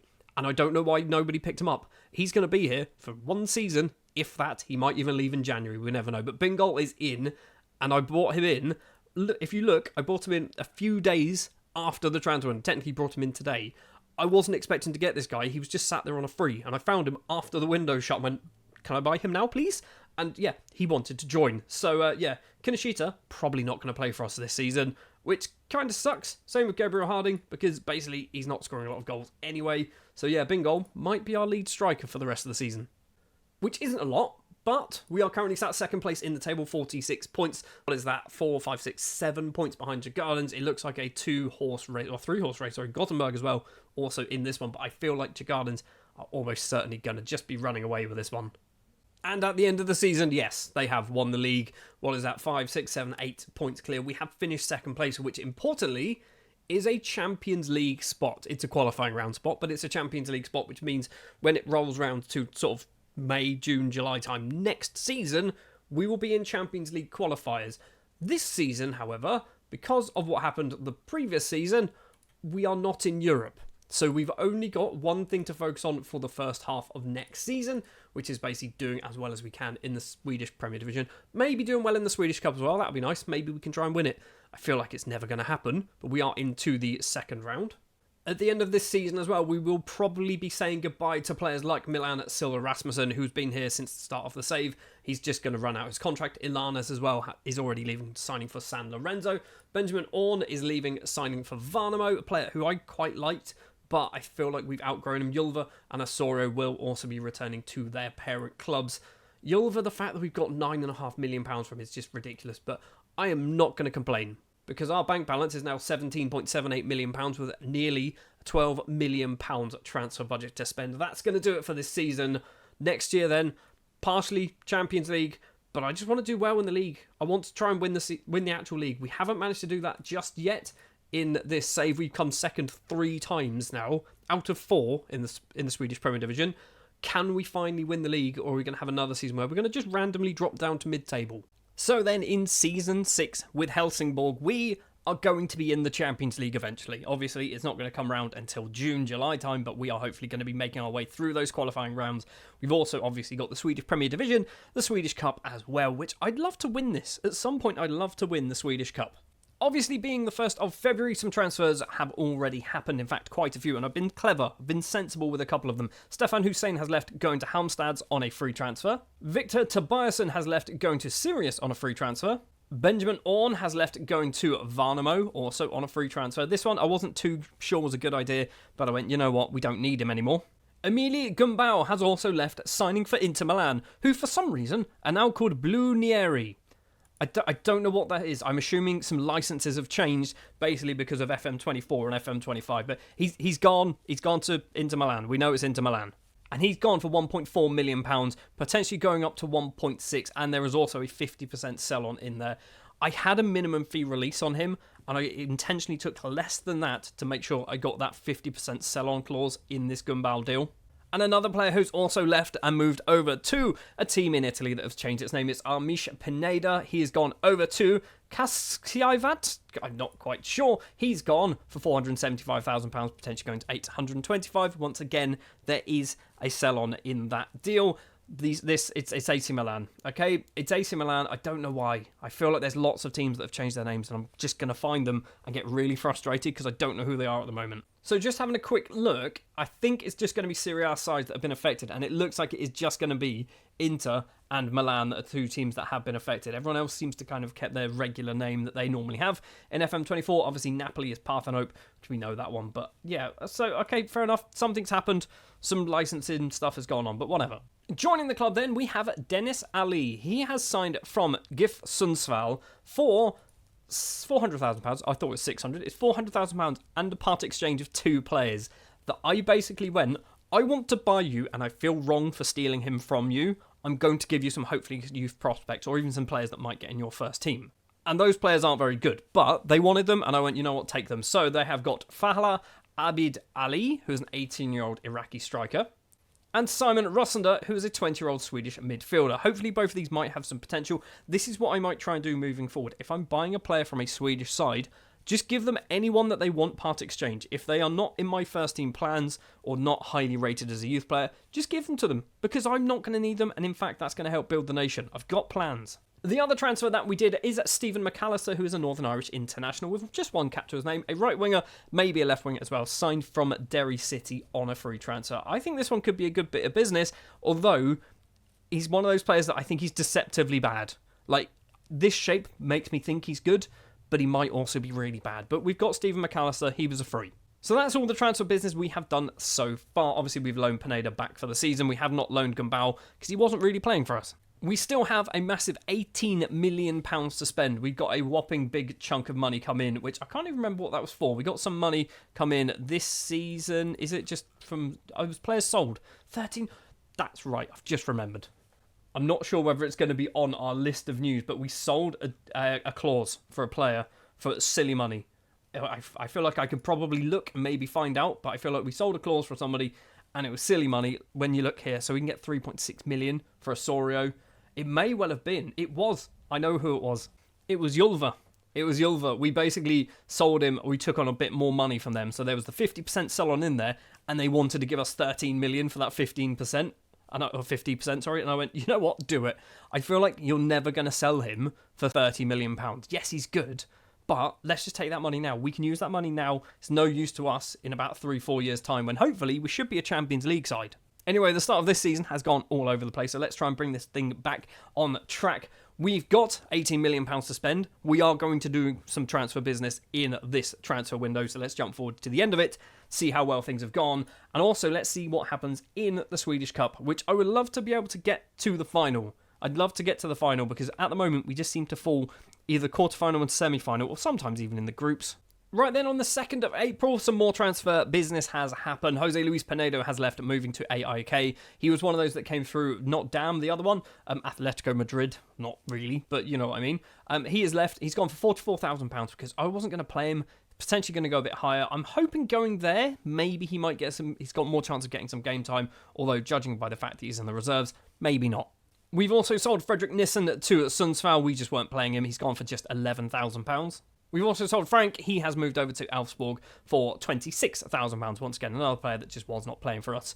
Joining the club, we've signed Rudy Usman, who is a 20-year-old Indonesian international right-back and right-winger. He's cost us £60,000. He's an absolute bargain.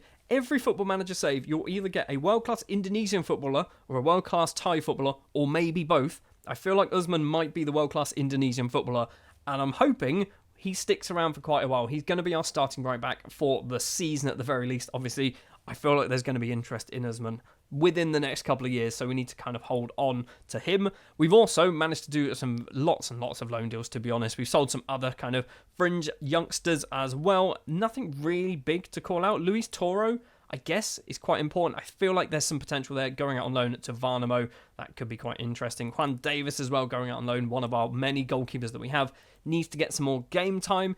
Nothing else really. Robert Collins going out on loan, a player who looks like he's awful, needs football. He's getting better. I feel like he's never going to get any good though. The big news is we have made it to the Swedish Cup final, which does not take place until May. So in a couple of months' time, or a month and a half's time, we've made it to the Swedish Cup final. We have done pretty good, obviously, in the group stages, winning every single match, beating Sirius, Usters and Hammarby. That's their youngsters, I believe. That's not their first team side. We then beat Elfsborg in the quarterfinal. We beat Gothenburg in the semi-final. Bingo with the goals in this one. He's good, isn't he? He's very good. We are not going to keep hold of Bingo, are we? I feel like he's going to leave possibly in the summer, because lots of European sides are going to want him. But anyway, we've made it to the Swedish Cup final. We'll be playing Malmo. We have not kicked off our Premier Division season just yet, but we will be very soon. Djurgårdens and Norrköping have managed to kick theirs off, both with a win. In case you're wondering as well, tactically, we are not changing anything and we're not locking anybody into this squad at all. However, there is one player that I completely neglected to tell you because he joined in November, because he hadn't had a club since the summer after leaving Atletico Madrid, and that is Memphis Depay.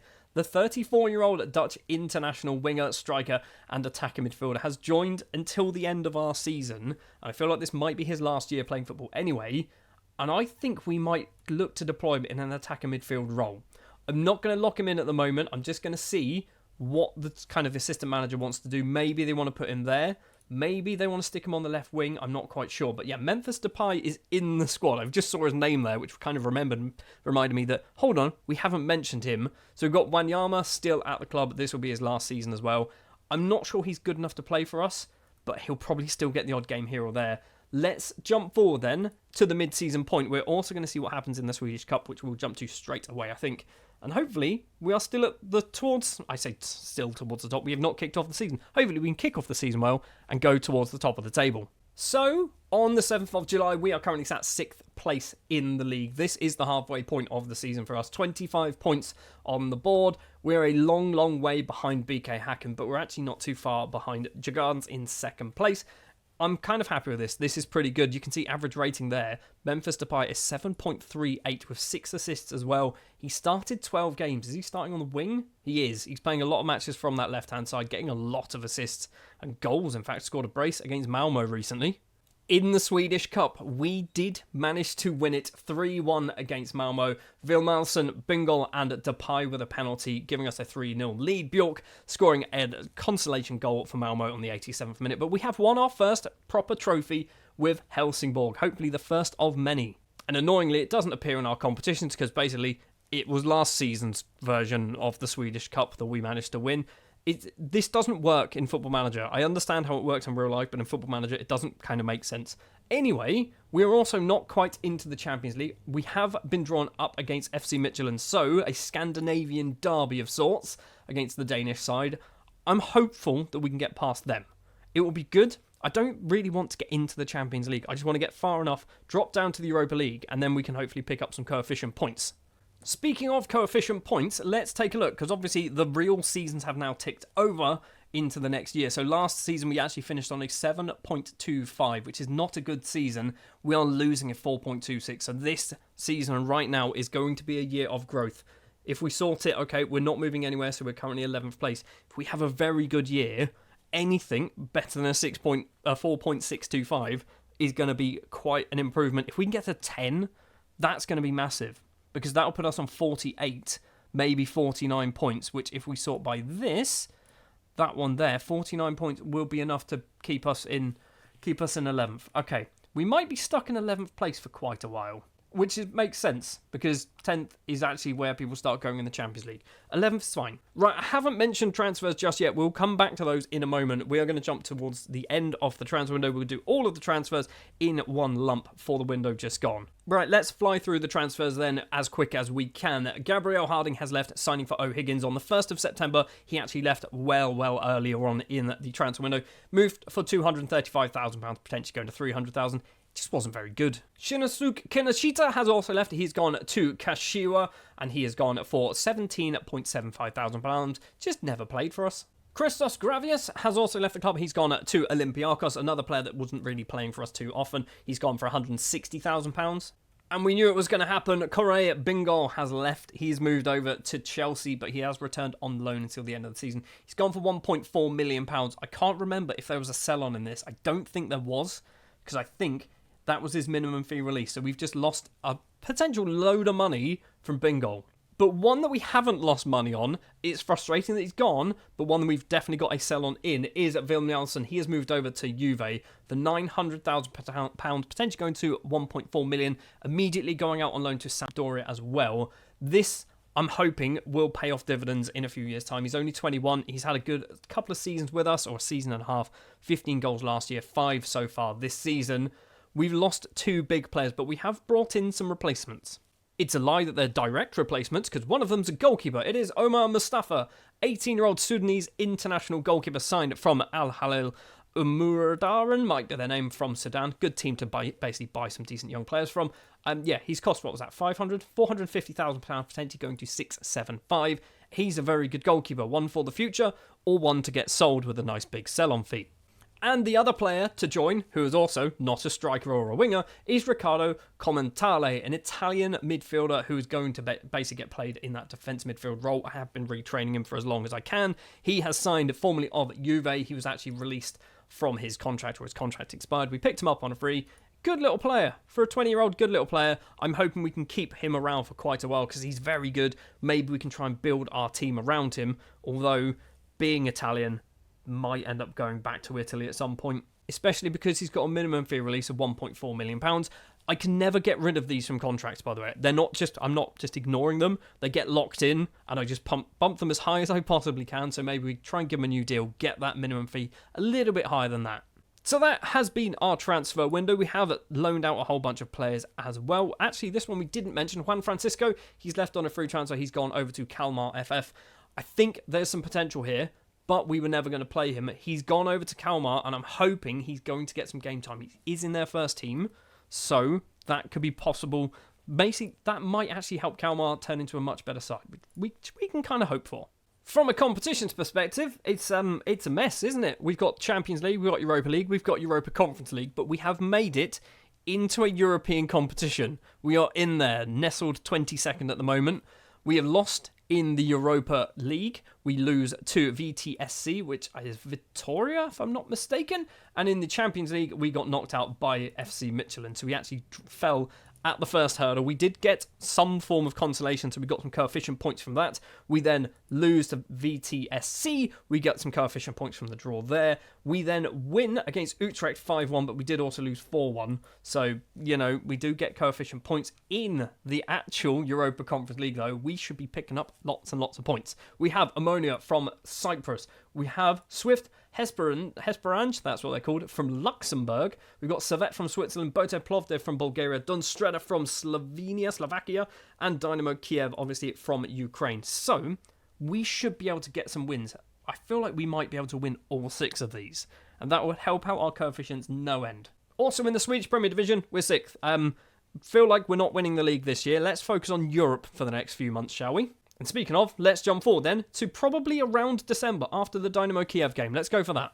Right, first of all, we haven't won the league. In fact, we haven't even qualified for Europe. We finished in 6th place, which is not good at all.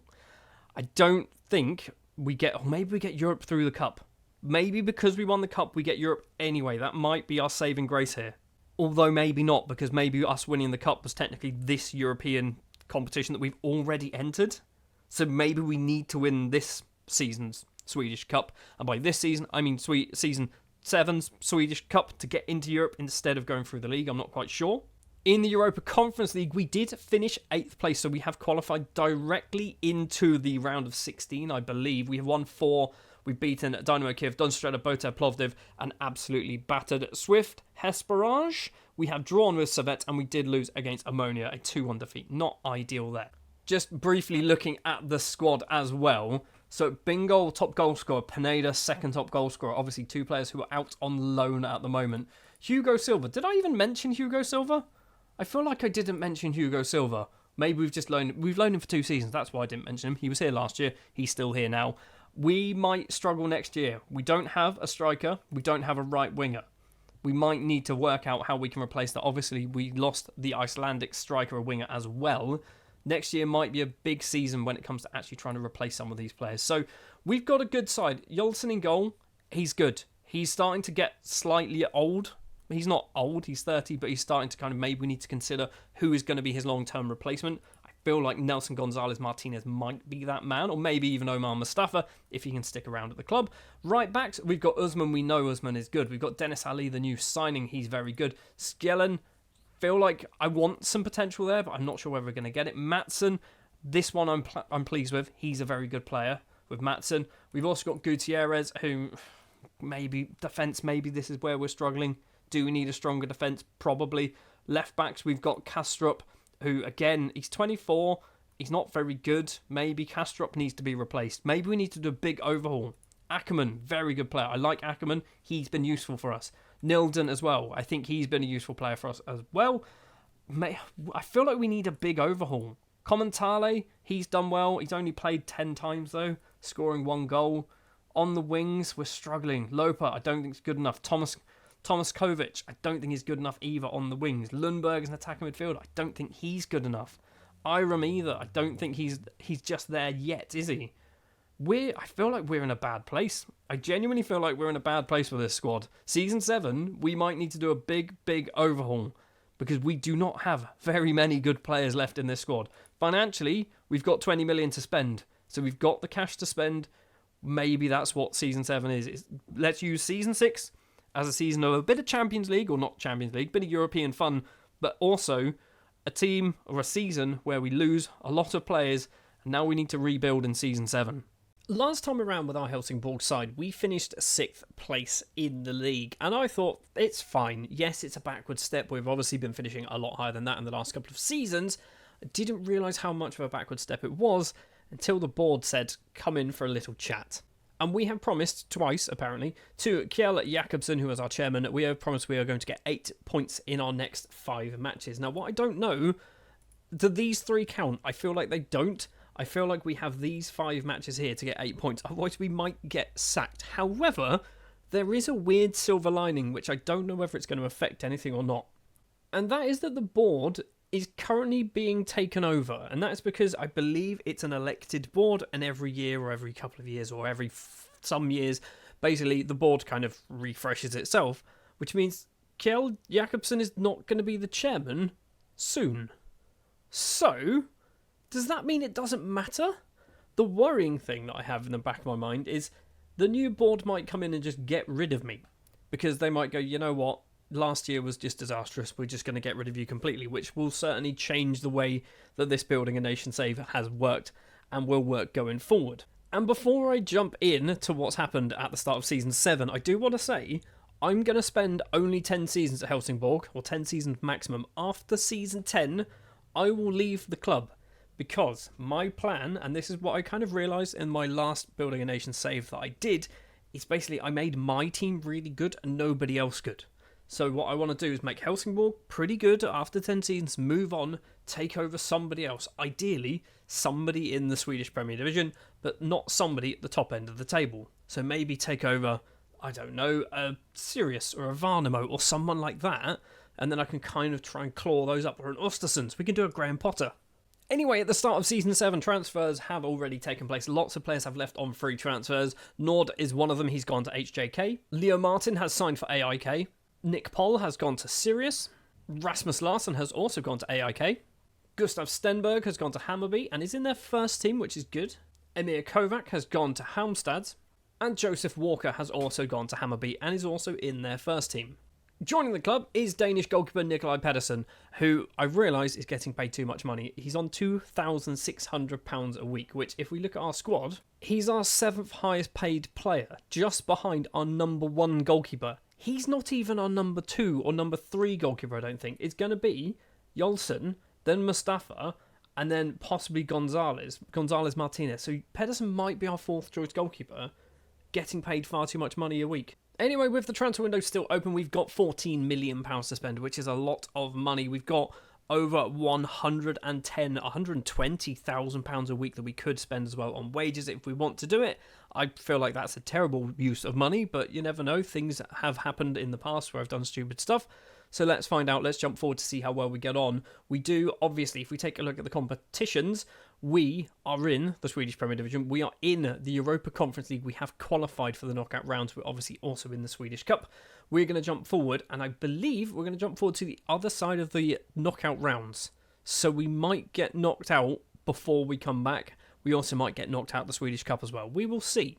Let's start things off then in the Swedish Cup. We have been knocked out of that in the quarterfinals, losing 4-3 against Djurgårdens, which is kind of annoying because I like to win this. Obviously, we did win it last season. I would have liked to win it this season. In fact, we kind of needed to win it this season because I think it means we're not in Europe next year. And by next year, I mean July onwards from this season. We do have another option, though, and it's a bit ridiculous. We could win the Europa Conference League. We're into the quarterfinals. We have Adana DS from Turkey. We, in the round of 16, drew SCR Altash from Austria. We did beat them eventually 6-3 on aggregate, but we did obviously lose one of those matches.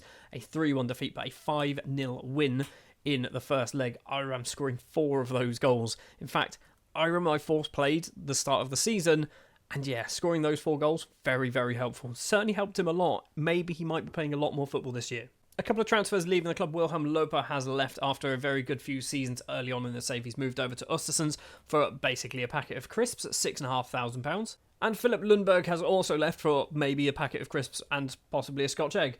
He has gone over to Albright. 6 players have joined the club. First of all, Osman Montesino is a 19-year-old Colombian winger signed on a free transfer. Basically, scouts went sign him and I went, sure, why not? He's costing us nothing. So he's come in, he's sitting in the reserves and probably going to get loaned out when we get the chance to do so.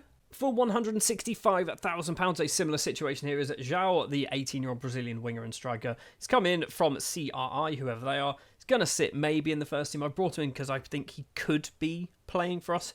Not convinced that he will, but he's in the first team. If someone wants to loan him, they can probably have him. For £200,000, the first player of our 2 that we have signed from MK Dons. For some reason, we've signed players from AFC Wimbledon and MK Dons in this save. Don't know why. Richie Brennan, 20-year-old English defender, £200,000 for a pretty good option.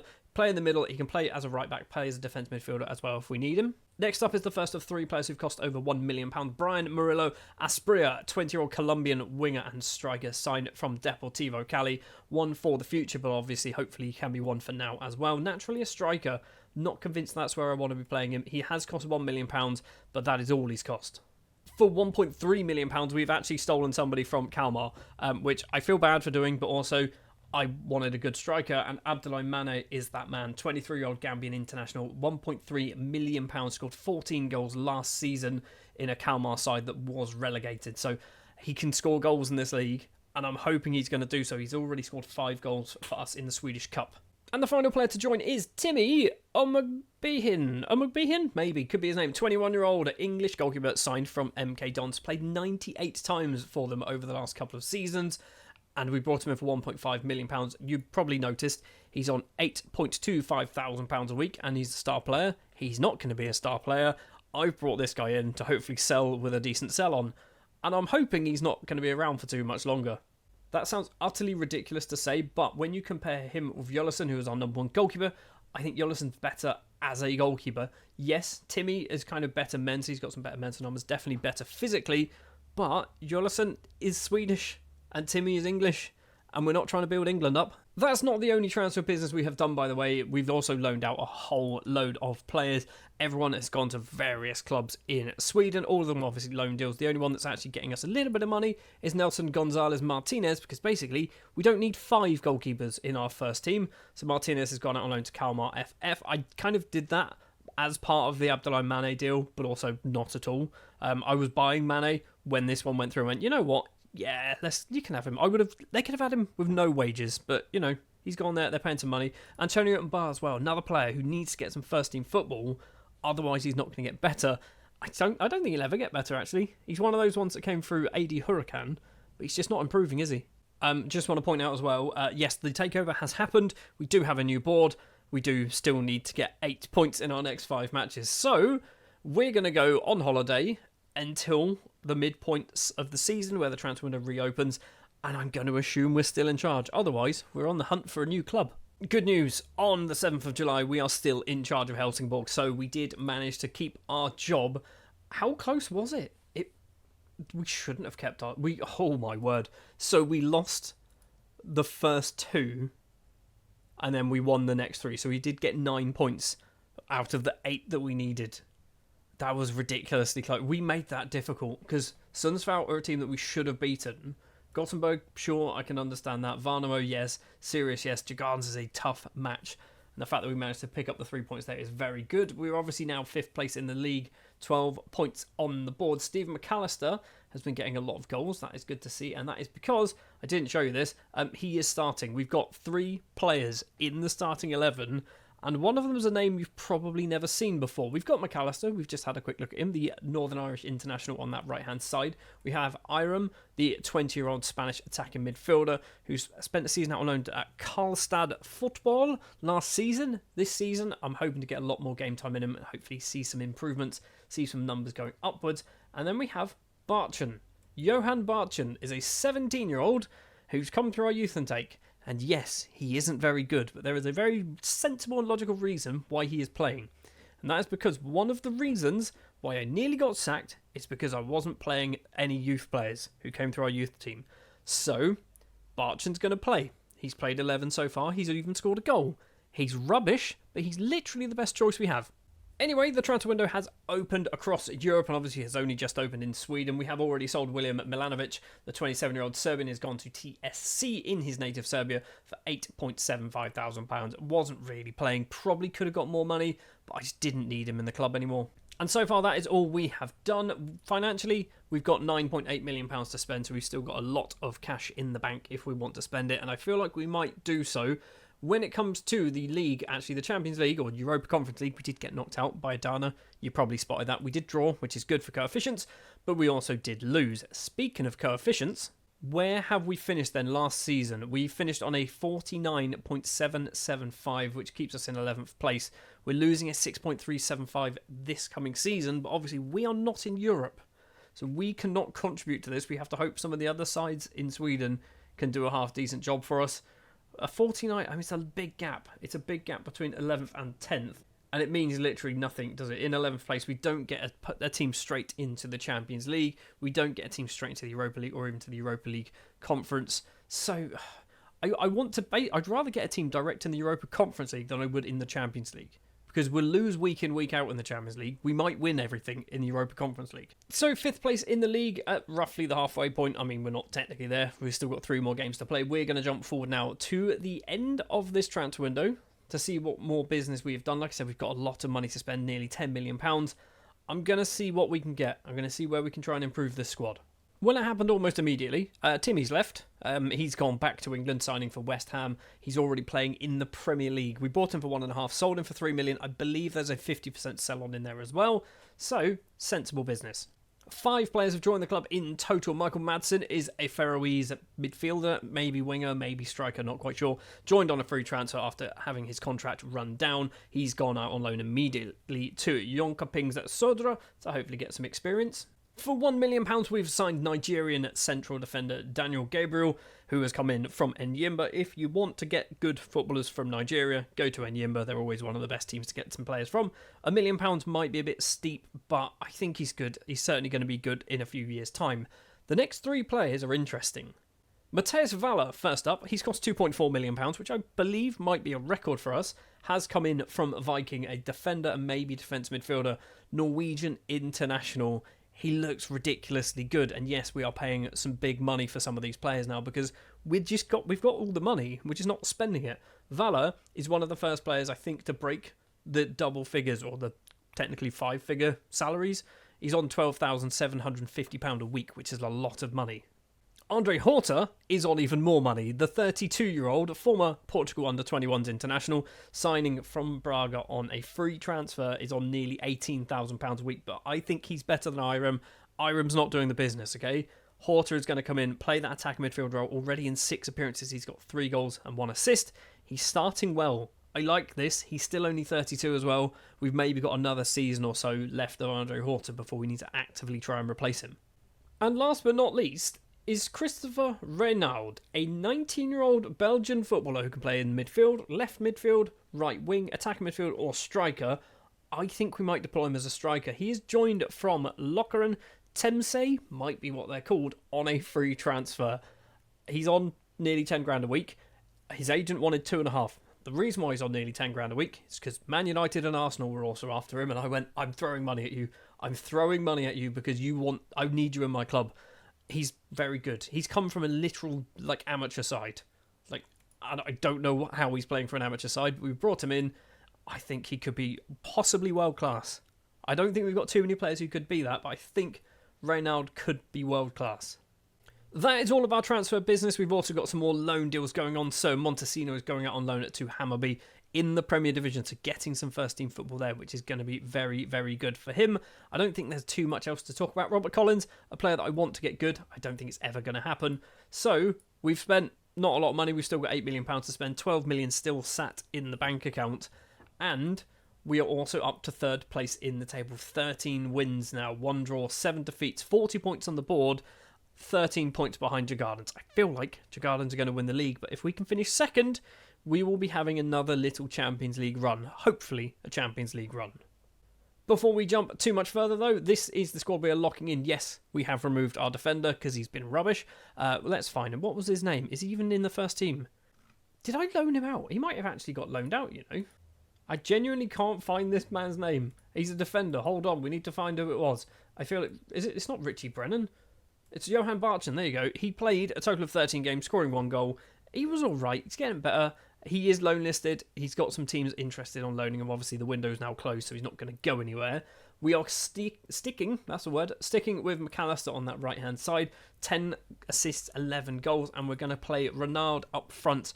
Even though he only has 11 finishing, I feel like that's a better use of his abilities rather than on that right-hand side, because otherwise, everywhere else, we don't play that position. So it's a striker or a right winger, and I think striker might be where we want to play him.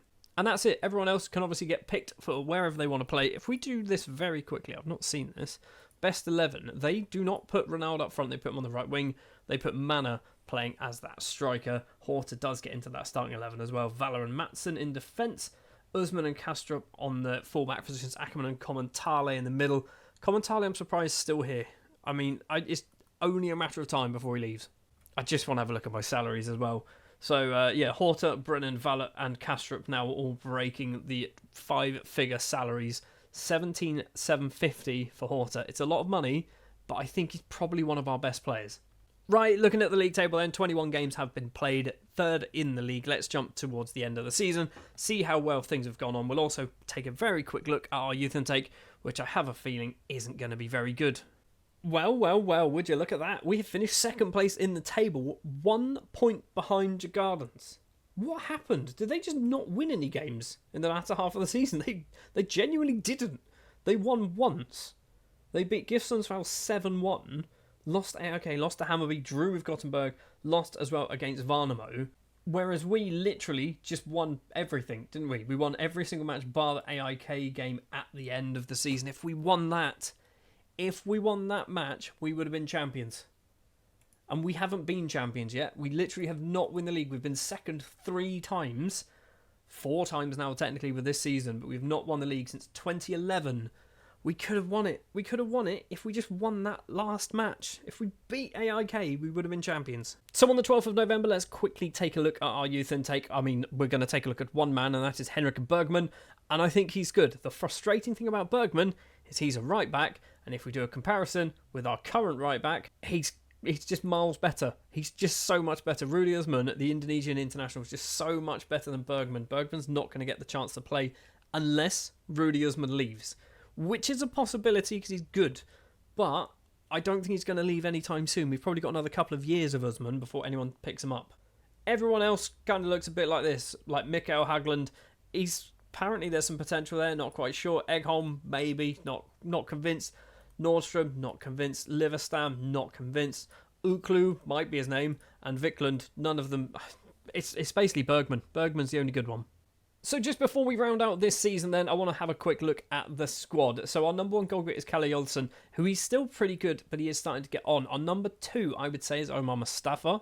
And he's probably not too far away from usurping Jollison, which is good. I'm happy with that. We've just seen Bergman. We've just seen Usman. We know those are our kind of 2 right-back options. We've got Buzani. He's rubbish now, isn't he? He came in a few years ago and he was good. Central defenders. We'll come back to those. So we've got Kastrup as our number 1 left-back. He's good. We've got Bengston.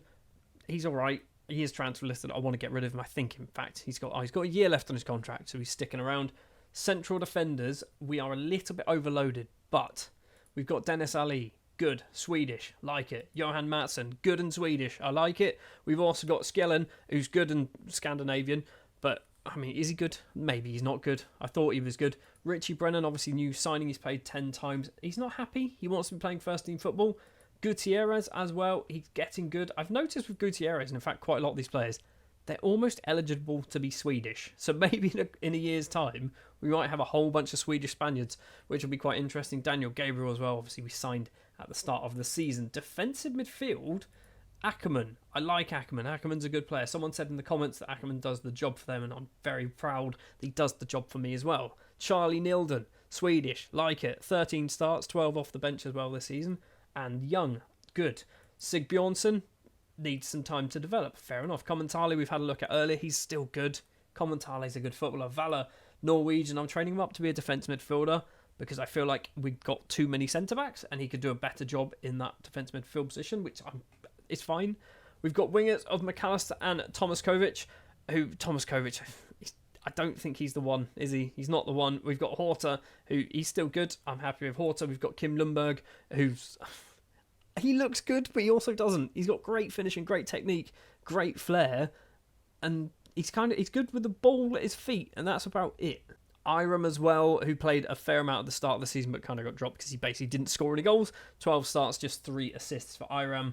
Who else have we got? Oliver Phil on the left-hand side looks good, but is he a winger? Is that really what he's good at? Zhao as well. We know we signed him at the start of the season. We've got Mana up front. He's good. Unfortunately for him, Renaud is better. Jack Jones, the former Brentford player, the Welsh under-21 international with a lot of goals actually for the under-21s. He needs some game time somewhere. Aspria played 5 off the bench. He's got plenty of time. And then Renaud, we know as our leading striker. How many goals did he get? If it gets rid of this thing, we'll see. He got 9 goals in 12 starts. That's good. Considering he's not a natural striker. Phil got 18.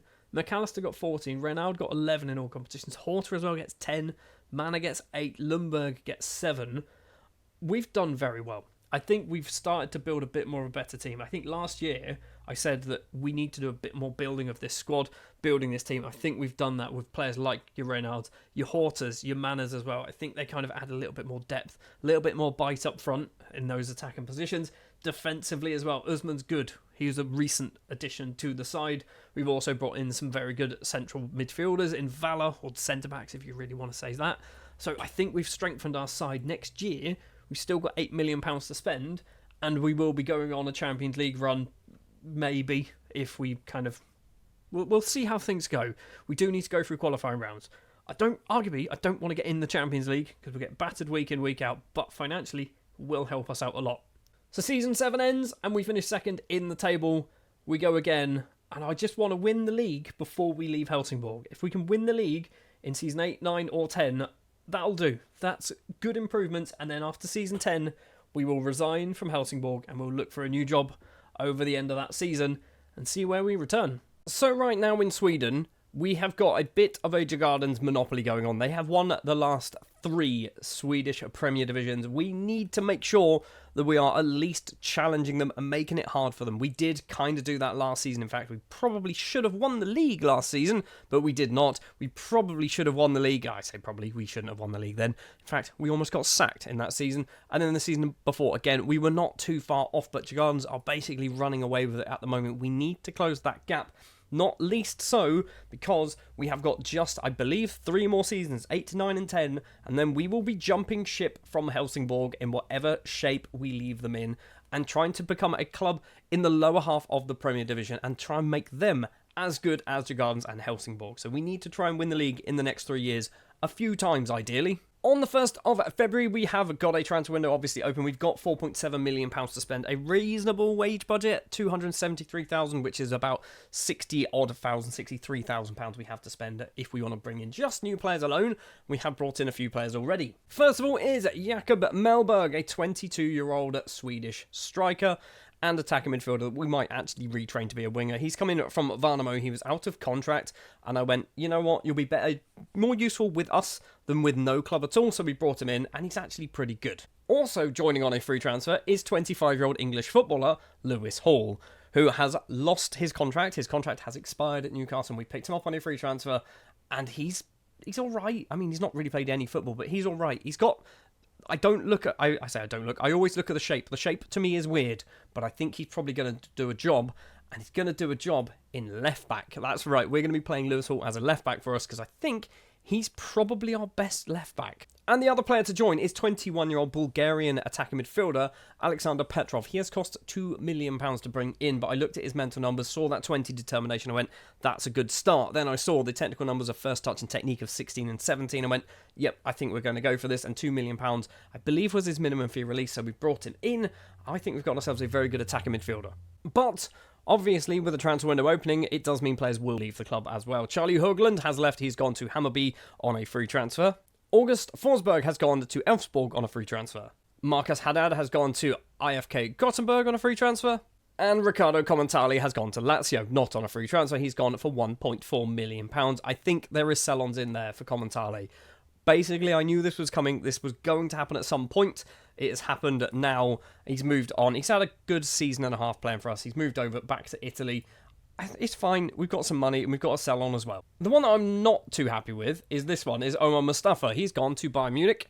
And yes, he has played a few times for us, but he's gone for 2.5, possibly going up to 2.8 million pounds. There is, again, a sell-on in there, but I kind of had a feeling that Mustafa was going to become our number one goalkeeper in a couple of seasons' time, replacing Jolison. But then Bayern Munich went, no, we want him to play for our under-19s. So that is where we stand then on the 1st of February. That's the transfer business we have done. We are obviously in the Swedish Cup. We're in the Swedish Premier Division, but we do not have Europe to worry about this season, which I think is kind of annoying. And by this season, I mean the first part of the season. In the latter part of the season, we do have Europe to worry about because we will be entering the Champions League qualifiers, but we're not going to find out what's going on to those until halfway through this season. So let's jump forward then to the end of the transfer window. Let's see what more business we can get done. Let's see whether we spend our £4.7 million. The short answer is no. The long answer is no. We haven't spent any more money. We've only loaned in a new player, which is a striker on loan from Porto. We'll get to him in just a moment. We have got rid of a few more players. Most of them are on permanent deals or little loan deals. Basically, no one's left who's any good. The one I want to call out is Robert Collins. He's moved over to AFK Värnamo. I'm hoping he plays there. Just get some game time, because every scout report was like, he's good, and now it's a D. Like, he's got potential. They think he's got lots of potential, but he just never improves, never plays. We've also loaned out Johan Barchen, a player that I kind of force played a few seasons ago, or maybe even last season. He's gone loan to Jonkopings, which hopefully he's going to get some game time playing there. Asprey has gone out on loan to Broma Pojkana, might be their name, I'll always get that one wrong. Antonio Mbart, another player who needs to get some game time. He might be Robert Collins, but from Equatorial Guinea, so maybe we don't care too much about him. Michael Madsen as well, the Faroes. I'm not sure, is it Faroese or Faroes? I'm not quite sure. He's gone out on loan as well for a season. So we've got some players going out on loan. Joining the club then is Julio Cesar Ramirez from Porto, and he is an American striker with 3 caps to his name, and he's pretty good at football. He has come in to hopefully score us lots and lots of goals. And that is it. It's quite boring, really, isn't it? So yeah, we brought in Ramirez, and that's pretty much it. This is our predicted or our best starting 11. So Jolison in goal. We've got Hall as our left back, Matson, Valur, and Usman. So we've got 2 very good fullbacks, which is good because they're going to get lots and lots of assists. Ackerman and Nilden in midfield. We probably need a new defensive midfielder. Phil on the left. We probably need a new one of them. Petrov and McAllister. We probably need a new right winger as well. And Ramirez up front. Players that we're locking into the starting 11 then, because we brought in Ramirez up front, it means Reynard can now play on the right hand side. I'm locking him in more because I feel like I definitely want him to play there. I don't want him to go, oh, actually, you know what, maybe you can play as a defensive midfielder. No, you should be playing on the right wing at all times. Arguably, I could not lock him in, and then it gives them the flexibility to possibly put Ramirez on the right-hand side and Reynard in the middle. But I want Reynard as that winger and Ramirez as that striker, because I feel like that's where they're better suited. But this is what we're locking in for the season. So far, we've obviously kicked off in the Swedish Cup, and we have made it all the way to the final for just the second time in our time in charge of Helsingborgs. So hopefully we can make it 2 wins in the Swedish Cup. We do have Djurgården, a team obviously very, very good in the league, but they are definitely beatable. We've proven that. How did we get to the Swedish Cup final? Well, we beat Kalmar, we beat Malmo, and we beat Västerås. All of them in the group stage, all nice, comfortable wins. We then beat BK Häcken 4-3. We beat Hammarby 2-1, with Ramirez scoring both the goals in the semi-final, which does set up a final against Djurgården away from home for some reason at the Tele2 Arena, which is Djurgården's home stadium. I don't understand why that's the thing, but there we are. So yeah, we're hopefully, once we jump forward in just a moment, going to pick up another trophy. And on the 18th of May 2030, we did manage to win the Swedish Cup for a second time in charge, and we just about managed to scrape through. We got an injury to Ramirez in the first half, right at the death in the first half. They took the lead through Fai, and then Petrov scored in the 89th minute equaliser, an 89th minute equaliser to take us all the way through to extra time, where Ackerman scored in the 105th minute to give us the Swedish Cup trophy. Which means, regardless of where we finish this season, we are guaranteed European football next season, but also we are currently sat top of the Swedish Premier Division. Yes, Djurgården do have 1 game in hand, but even if they win that game, we will still be top of the table by 1 point ahead of them. The Champions League begins very, very soon. We kick things off against LASK from Austria, which I think is going to be a winnable game. It's going to be tough, but it should be a winnable game. Arguably, we don't want to get into the Champions League, because if we get in the Champions League, we get battered week in, week out, and then that ruins our coefficients, and that's what we don't want to happen.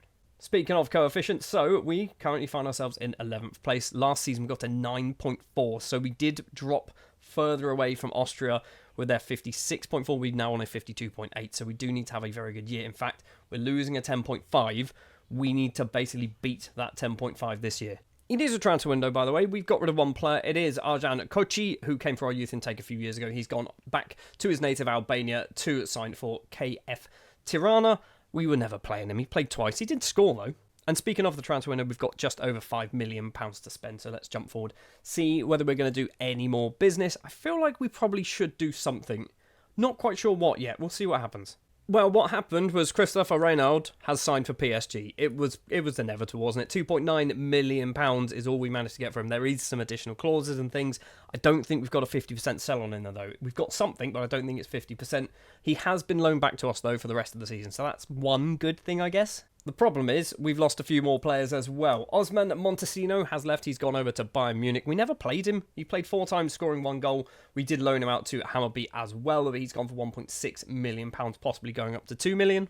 And Rudy Usman has also left. He's gone over to Portugal to sign for Benfica. This one hurt for 2.3, possibly going to £2.5 million. I really wanted to loan him back, and they didn't want to do it. There's a few more transfers as well. So Tore's gone out on loan. A lot of these obviously staying in Sweden. One of the more interesting. It's not more interesting. This guy has gone on a permanent deal. Jack Jones has gone back to England to sign for Stoke. Maybe some game time there. Playing in, I'm going to assume, the Championship might help him out a lot. Also, Sig Bjornsson has signed for Hammarby on a permanent deal and gone out on loan by the looks of it to Christian Sand. This could be good for him. We weren't playing him, but I'm hoping he's got something about him that maybe he might get some game time there, turn into a good footballer and help elevate Hammarby. Competitions-wise, we are still top of the Premier Division. We are joint on points with Gardens, but we do have 2 games in hand, and we are also in the Champions League, which I don't know whether this is a good thing or not. I guess one good thing is we did manage to get past LASK, drawing and beating them. We then got past Fenerbahce, and then we had the Victor Wanyama and Henrik Larsson derby against Celtic and won both of those quite comfortably. I was expecting to get knocked out at that point. Just looking at our Champions League fixtures as well for this season, we have got 6 in this season and then 2 technically at the start of next season, which is PSG and Nice. I don't know whether we want to get through. I mean, we just want to win as many as possible. So we've got Copenhagen, Atlanta, Leipzig, Barcelona, Salzburg, Feyenoord. I'm going to put money. I say put money. I'm not going to put money on any of this. These are the matches that I feel like we might have a chance of getting something from. I'm going to then remove this one and this one. These are the matches I think we might win. If we're going to win any, Copenhagen, Salzburg and Feyenoord are the 3 that we might win. Arguably, Feyenoord might be a question mark. So if we can get maybe, let's say, 3, 6, 7, 8 points, 8 points from our Champions League run, maybe we can get into the playoffs. That's the dream. Obviously, with Reynald leaving as well, Ramirez, he's now the only player locked into our starting 11. He's not doing particularly great. 6 goals in the Premier Division. 6 goals, though, in the Champions League. Well, let's jump forward then to the end of the season. Currently top of the table. Hopefully we can stay there. Hopefully we can do all right in the Champions League as well. Let's see how things go then. We will start off taking a look at the Champions League, and currently we are 20th in the table, which means we have an outside chance of actually getting through the group stages. Top goal scorer as well is Ramirez, which is quite nice to see. We've beaten Feyenoord and we've beaten Salzburg, which I think was 1, maybe 2 of the matches that I said we should be able to win. We've drawn with Copenhagen and we've lost against Barcelona, Leipzig and Atalanta, which is kind of also what I expected. I'm okay with this. We do have 2 matches left to go, which is against PSG, who find themselves in 10th, and Nice, who find themselves in 34th. Maybe we can beat Nice. If we can beat Nice, that'll be good. Otherwise, I feel like we're going to drop out of this, because I imagine teams below us, we only need 5 teams below to get 7 points, and we're probably going to drop out of the top 24. I mean, at least we've got some points, I guess. We've got 2 wins, that's good. Oh, and we have won the league. We've won the league. We've actually won the Swedish Premier Division by a ridiculous margin.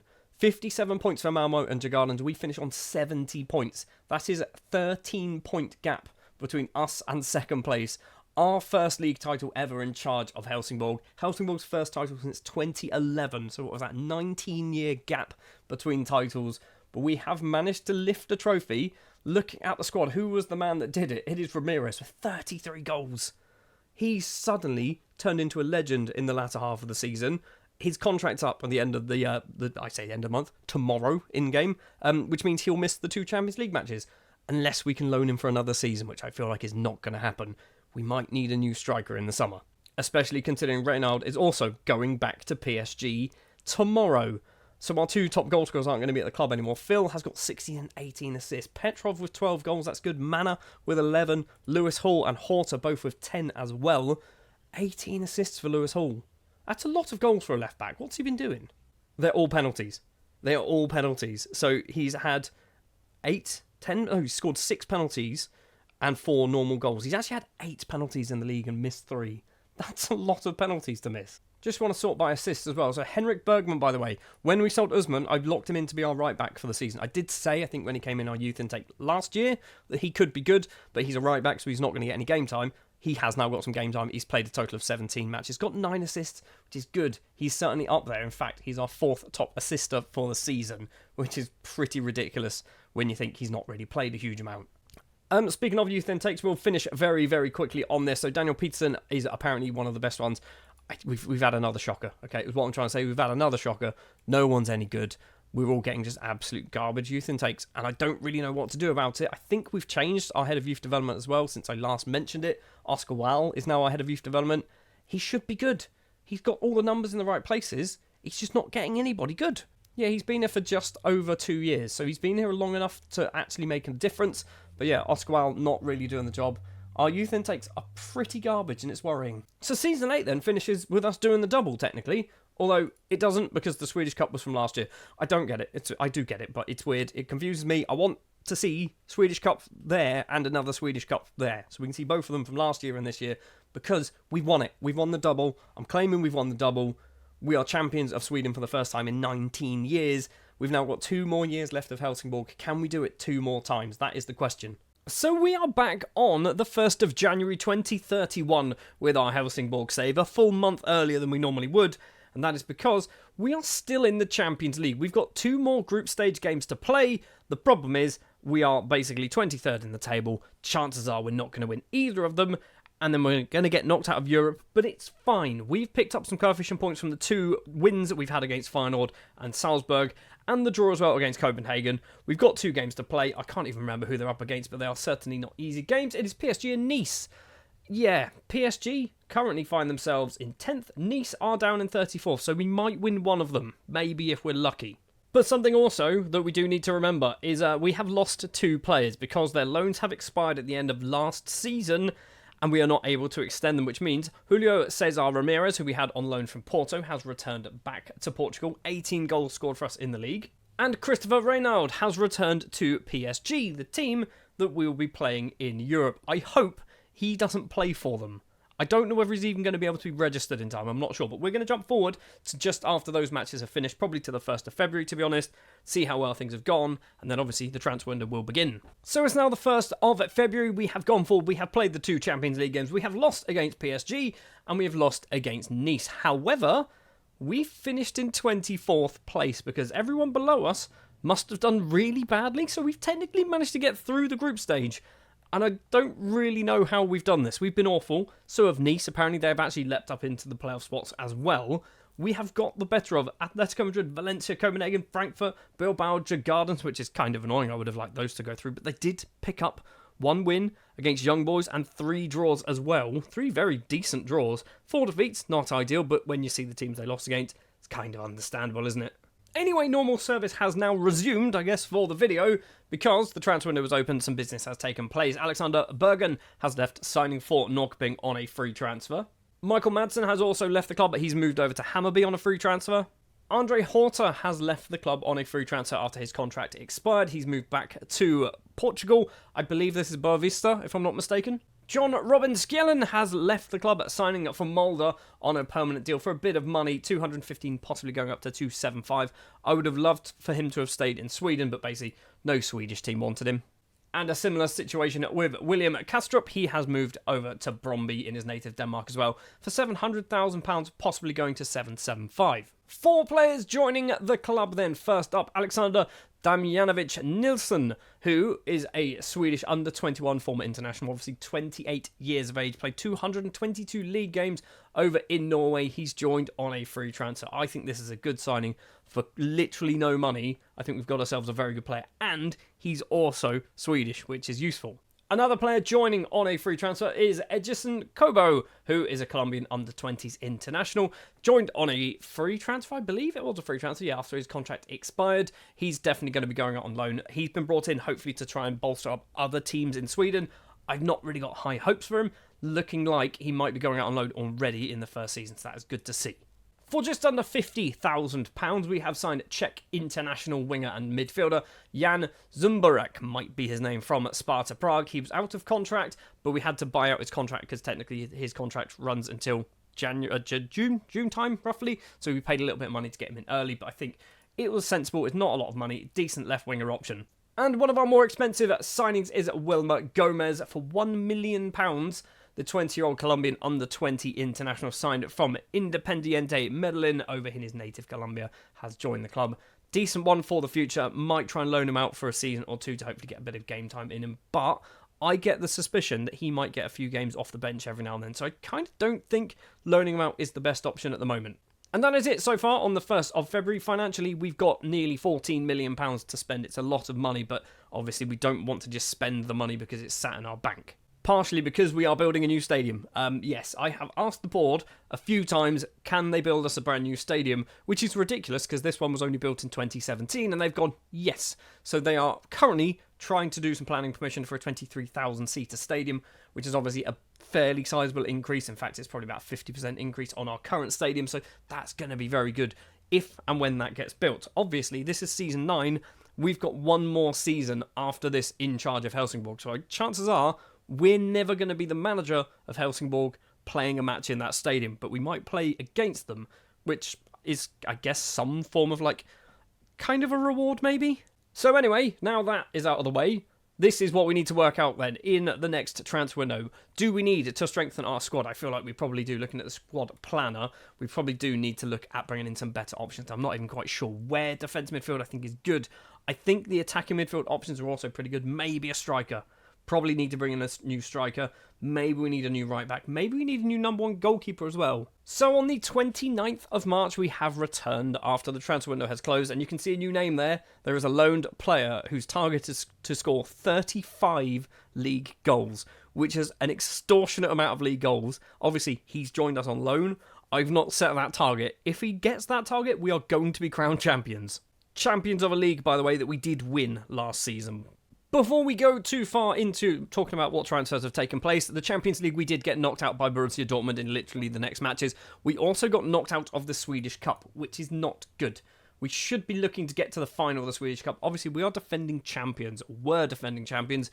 We lost one match against Kalmar, the first match, by the way, of the group stage, and that just meant we weren't going through. If you lose a game in the Swedish Cup group stage, you may as well not bother playing the other two. And then, yeah, the Champions League, we did lose 2-1 and 1-0 against Borussia Dortmund, which is not great. But the fact that we managed to get out of the group stage, I will very much take that. Also, top goal scorer is Ramirez. It says for Porto. He's not top goal scorer for Porto because he was playing for us for most of that.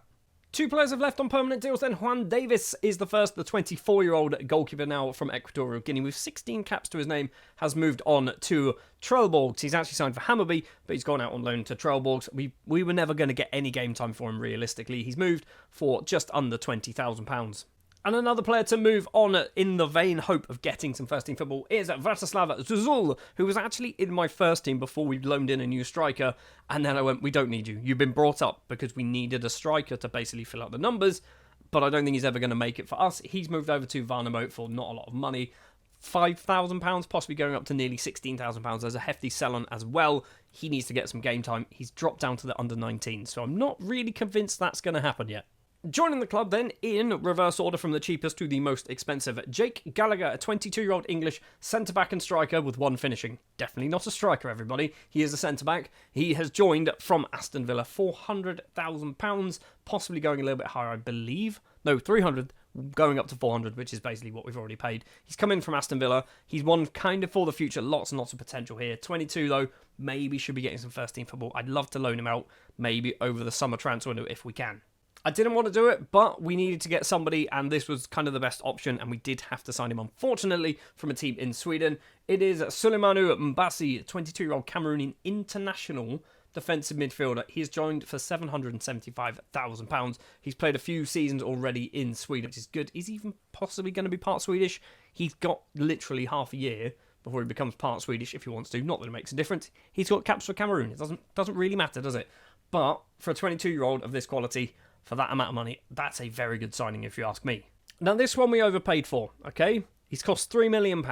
He's signed from Montreal. Victor Gomez, a 23-year-old Colombian, no international caps, but he's very, very good. I felt like we needed a new right winger. Victor Gomez, I think, is going to be good enough to play in that role. He has come in, like I said, from Montreal for £3 million. It's a lot, but that potential and that current ability kind of makes me think that we've maybe spent the money sensibly. We might not.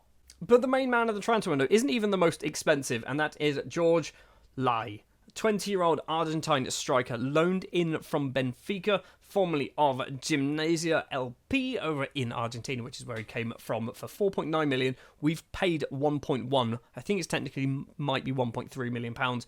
They've set him a target of 35 league goals, which is ridiculous, but I think he's good enough. He's arguably better than the players we lost last season, the players that we sold, and the players that came in on loan and left again.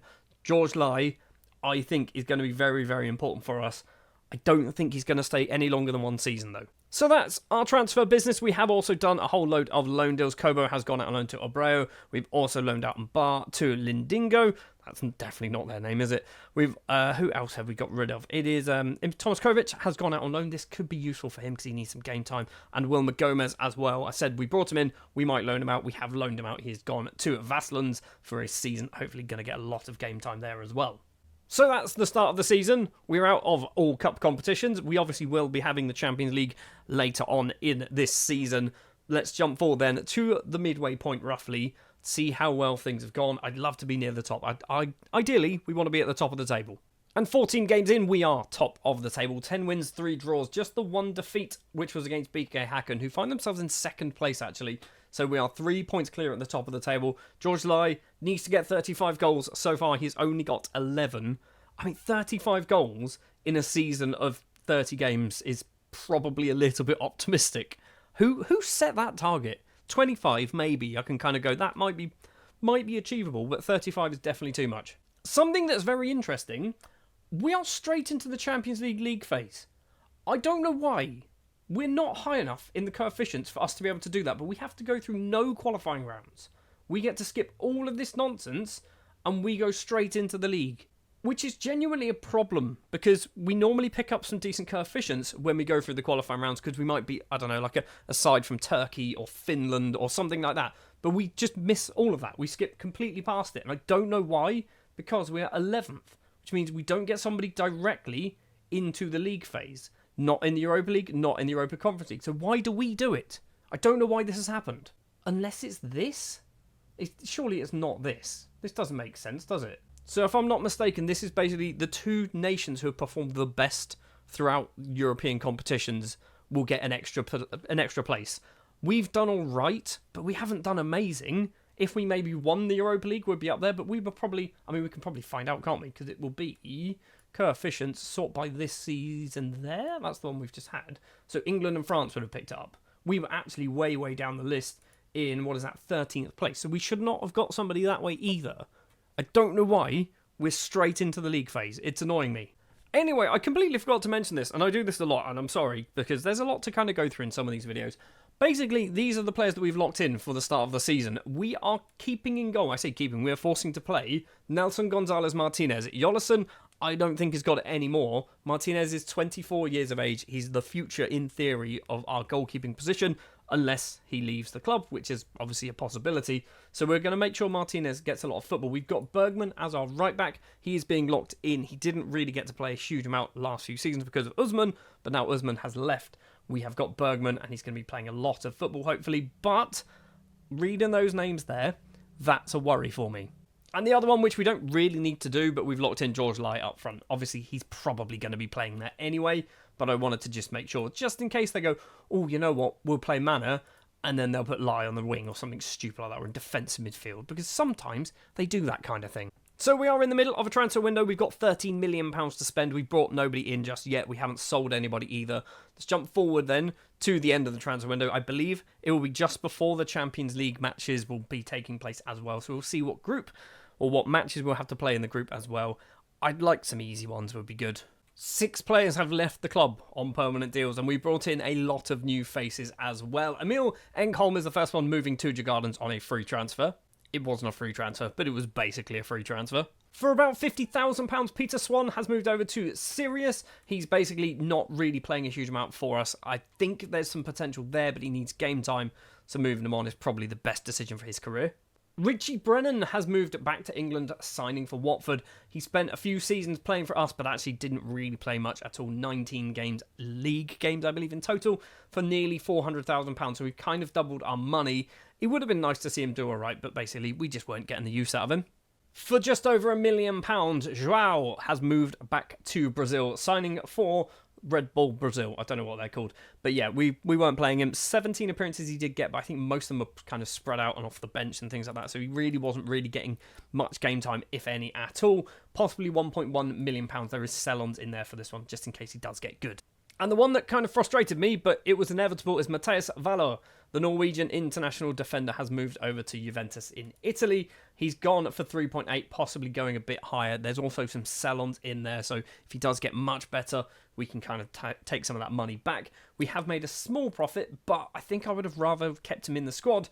They didn't want to loan him back to us either. They've got plans to play Valor in the first team. And the final player to leave is Iram. He is left on a part exchange deal going to AIK. We'll get to it in a minute, who he's come in, or who he's swapped with, basically. Oh, I forgot. And a guy called John McIntosh has gone to Kelty Hearts in Scotland. He came for our youth intake. He's rubbish.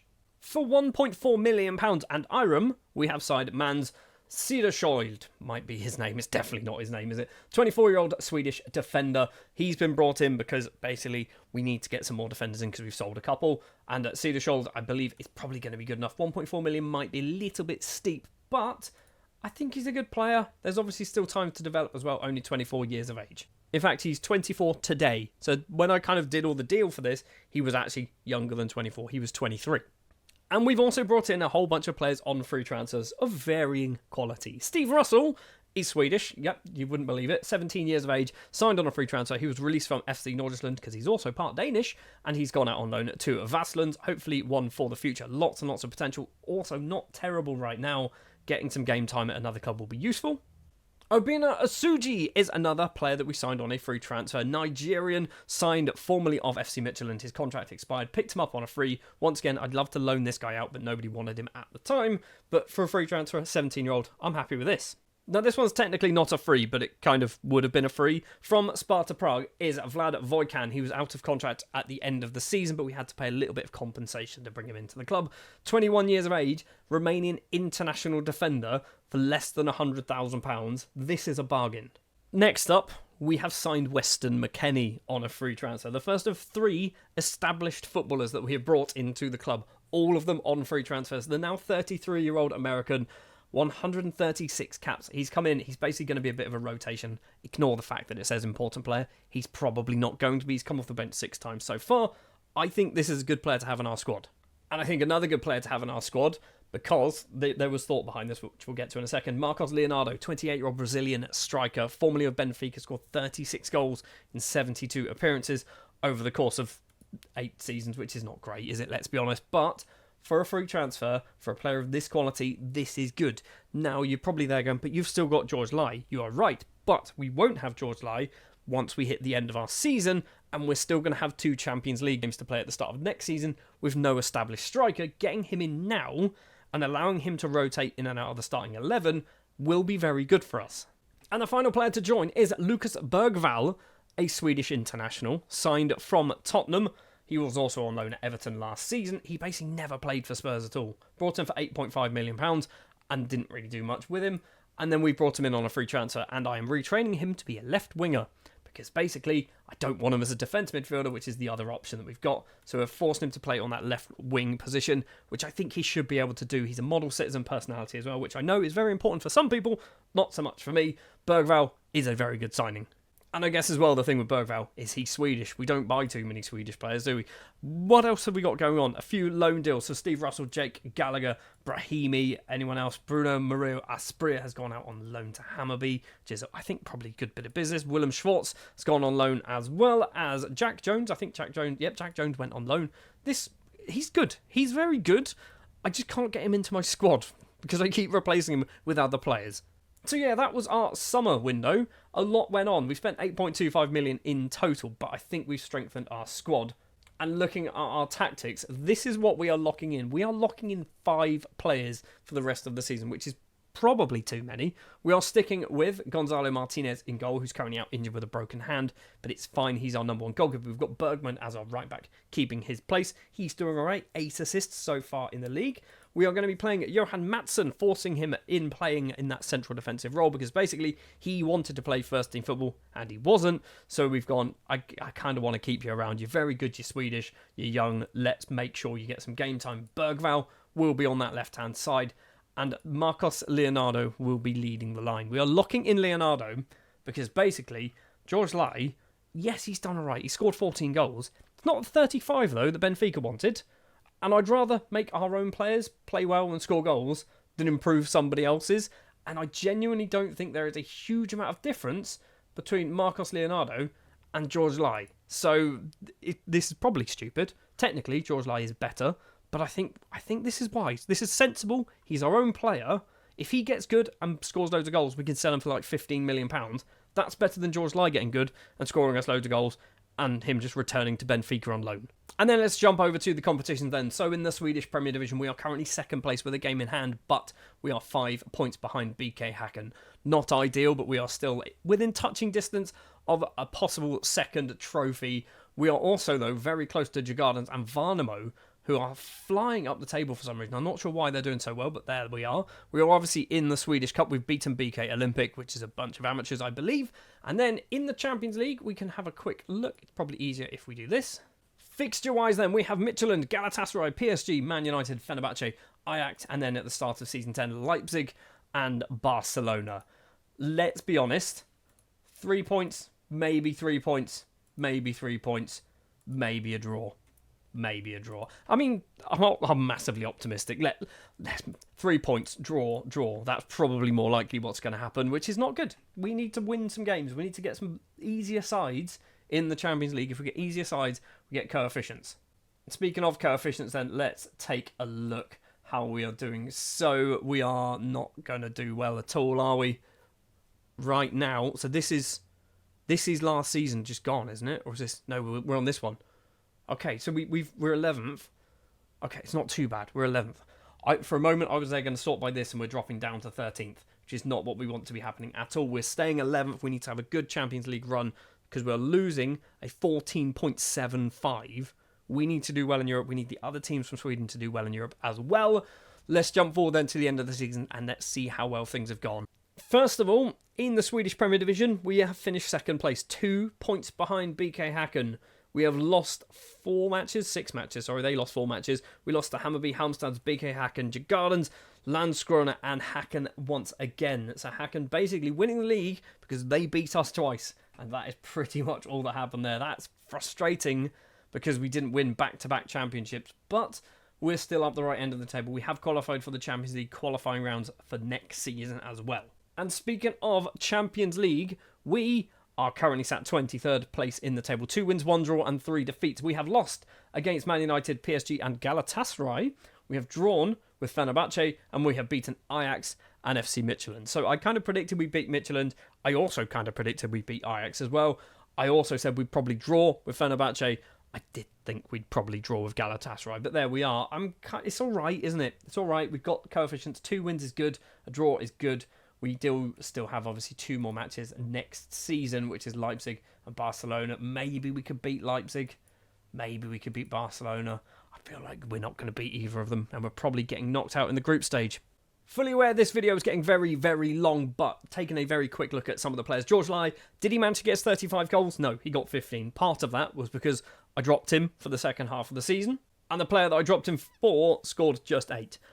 It might not have been the best decision, but we've done it, okay? Lucas Bergvall is unhappy because I think he wanted to play in defensive midfield or central midfield or something like that. And I said, no, we're not doing it. He's fully qualified now. Those are left winger. He's got 4 goals and 5 assists. Victor Gomez, one of our more expensive players that we managed to sign, actually broke double figures in both goals and assists, 10 and 11. But the standout player, someone I was not expecting.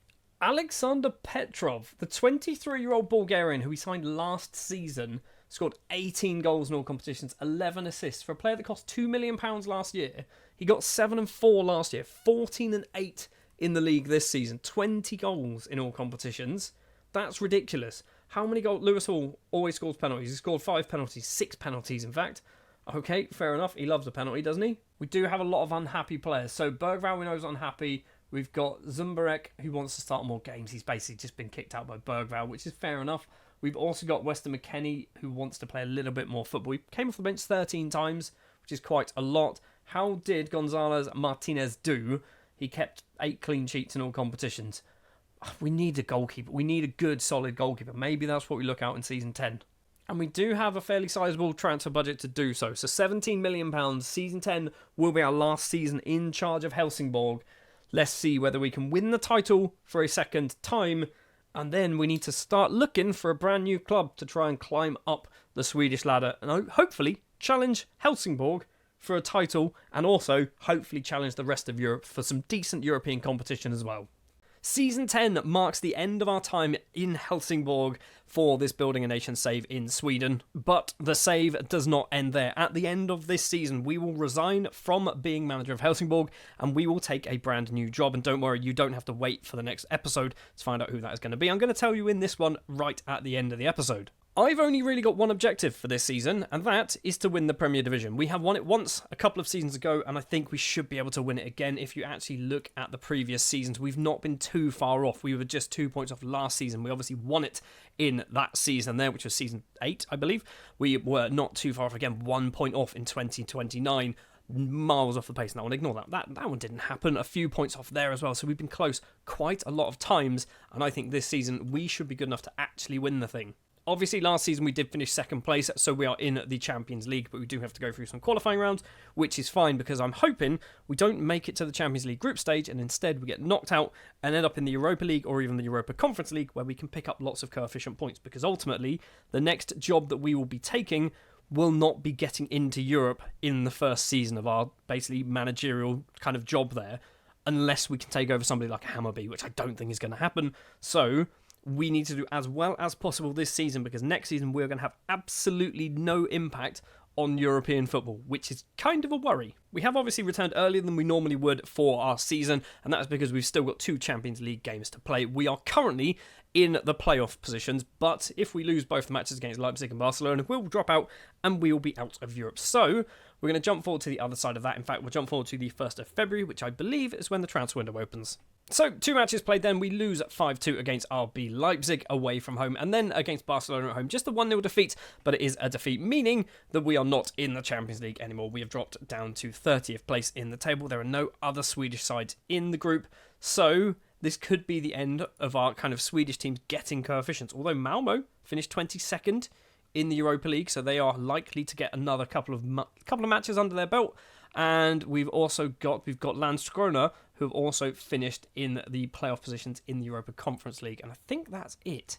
It's not very good. I feel like we should be getting more teams into these competitions, and arguably they should be finishing a lot higher up, specifically in the Europa Conference League. One thing to mention, for those 2 matches that we have just played, we did not have George Lai because he returned to Benfica following his loan spell. He basically finished it before the end of last episode and then couldn't play for us for the next 2 matches, which was frustrating because he went back to Portugal, but it's fine. We did have a plan, which is why we brought our Brazilian striker. And so far this season, on the 1st of February, we've already done a fair amount of business. Players leaving the club. Ivica Tomaskovic has left on a free transfer. He's gone over to Norrköping. Niels Gudmundsson has also left on a free transfer, signing over for Göteborg. For potentially up to £230,000, Weston McKennie has moved over to Turkey. He played a fair amount of football, but we just weren't really getting the use out of him, and I kind of thought, you know what, he's getting paid a lot of money. Let's shift him on. This one stung. This one definitely stung. Nelson Gonzalez Martinez, our number 1 goalkeeper for last season, and I believe the season before, has also left the club. He's moved over to Vigo for not a lot of money, 400, possibly going up to £500,000. But we do have a little bit of a sell-on in there, which is why the fee was so low. And the big one is Jan Zumburek, a player who we brought in, I believe, on a free transfer, £49,500, and we sold him for £1.7 million. This is just silly money. It's free money, isn't it, basically? We didn't really play him. He played just 10 times, getting 2 goals and 3 assists, but moving him on for £1.7 million is a lot of money for a player who's already 30 and will be 31 in just, 13 days' time? Joining the club then, in no particular order, in fact, in a particular order, from the cheapest to the most expensive, Gabor Molnar is a 21-year-old Serbian central defender signed on a free transfer from TSC. Nicola Fagioli has also signed on a free transfer. The Italian international, with 2 whole caps to his name, was released from Juve, I believe and he basically just didn't play for them last season, and we've picked him up on a free transfer, which is good. He's not really played a lot of football since playing for Bologna on loan, but I still think he's not a terrible footballer. He's going to obviously play a lot of football. Ignore the fact that he's on nearly 40 grand a week. We kind of have to pay a lot of money to get some of these big international players into the club. For £54,000, we have signed a youngster in the shape of Dominik Jedinak, an 18-year-old Czech midfielder, defensive midfielder realistically. He's come in from Vyskov. He looks pretty good, obviously one for the future. And because we lost our number 1 goalkeeper, we had to bring in a new number 1 goalkeeper. And Axel Solvol, that's his name, has been brought in to be our number 1 goalkeeper, signed from Stormskodet. Definitely not how it's said. For 425, I think possibly going up to 500, maybe not. I think he's a good young goalkeeper. I wanted to get a Swedish goalkeeper, okay? Couldn't find one. We went for the next best thing, which is a Norwegian goalkeeper. Doesn't really work for building a nation, but it does work if we're saying we're trying to build Scandinavia. It's not a thing we're doing, though. So that's the business so far. Obviously, the window is literally just opened. So we've brought in 2 million. We spent just under £500,000. We are going to go forward to see what other transfer business we can do. From a competitions perspective, we know we've been knocked out of the Champions League, so we don't need to worry about that. We've got the Swedish Cup. I'd love to win that as well, but I feel like we're never going to win this. I mean, we have won it, technically. We've won it twice. But I feel like it's just one of those competitions that, because the way that it works, it mostly happens in pre-season, I kind of forget its existence. So we're going to go forward to the end of the transfer window, see whether we have managed to get to the final of this thing, and see what other transfers we've managed to do. It's not been a particularly busy transfer window, to be honest. We have managed to sell Alexander Nilsson, the 29-year-old Swedish midfielder, has gone over to Rosenborg. He has left for £235,000, much like the player that we had earlier on in this this season, that we brought in for cheap and sold for a lot of money. It's just free. It's free money. It's free money. It's all profit. And joining the club, 3 players. Pedro Costa is the first one. He's a left-back signed on loan from our feeder club, FC Porto. I felt like we needed to strengthen our left-back position a little bit. Pedro Costa was available and very good, so he has come in. We have also brought a returning player back to the club. Amish Pineda has signed once again from AC Milan, or Kasavat. He never really played. He did get the odd game here or there. We brought him in for £525,000, but we did have a 50% sell-on in there, so half that, and that's actually how much money we spent on him. But our best signing is Mikey Moore, the Tottenham youngster who played 17 times, scored 4 goals, now 24 years of age, can play anywhere across the attack and midfield positions or even a striker if we need him, has been brought in on a free transfer on £42,000 a week. Now, the big thing with Mikey Moore, he's got high potential. I think it's common knowledge in-game that Mikey Moore's got one of the highest potential, but he never gets the game time at Spurs, which means sometimes he doesn't really hit it.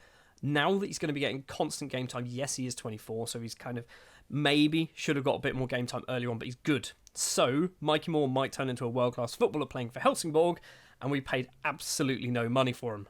And that is it. We have also got a whole bunch of loan deals. So Weiland, Barchen, who else we've got? Antonio and Bart. We've got Nordstrom, Asuji, Pearson, Boskert, Asp and Schwartz have all gone out on loan to various clubs, but basically we don't really care about them. And I'm not sure whether there are any names here that are kind of worth looking at. I think this guy might have played a couple of times, maybe not, but they've all been released at the end of their contract. In the Swedish Cup, we did not make it to the final. However, we did get past the group stage, winning twice against Stockholm and GAIS, but then drawing with Elfsborg. In the quarterfinal, we lose to BK Häcken, and that's basically where we finished that one. We're not going to win the Swedish Cup again with Helsingborg. We've won it twice, so that's good enough. It does mean now that we only have to focus on the Swedish Premier Division. Obviously, Champions League will kick in halfway through the season as well, but we're not there at the moment. So, tactically, I'm not going to lock in anybody this season. However, if we have a quick look at our best 11, this is what they believe is our best 11. So, Solvol will be our number 1 goalkeeper. We've got Costa, we know, will be our left back. We've got Henrik Bergman, who I said a few seasons ago that he kind of didn't get into the starting 11 because of, I think it was Rudy Usman was kicking him out. Bergman can now get in there and is turning into a very good player. We've got Cedar Sholid, who is also a very good defender. Daniel Gabriel, the Nigerian international, is getting a lot of game time now, which is good to see. We've got Ackerman still at the club, 30 years of age, still getting lots of football by the looks of it. And Mbassi, 23-year-old Cameroonian international, he's good. I like Mbassi. We've also got Mikey Moore on the left. We've got on the right-hand side is Victor Gomez, the 24-year-old Colombian, who I'm not convinced he's any good. Okay, we spent a lot of money on him. We spent £3 million on him. It was probably too much money, but he's there. We've also got Petrov, he's good. He's just very good. He's basically a big upgrade on Lundberg, who we had in the first few seasons. And then Marcos Leonardo leading the line. Obviously, last season we had the guy from Porto or Benfica. Now, this season, it is going to be Marcos Leonardo most likely playing every game up front. I think we've got a pretty strong side here. We've also got players like Bergvall. He's very good. He's not good enough to get in the best 11. We've got Lewis Hall, he's weird. I'm not sure if he's good or not, but he seems to score a lot of goals from penalties. That's fine with me. We've got Fagioli, we know. We've got Voican as well, who's also a very good young defender. We've got lots and lots of very good players. Pineda, who we brought into the club, isn't good enough to get into the starting 11. I think this team is very strong. It's also very big. Ignore the fact that we've probably got about 15 too many players in our squad.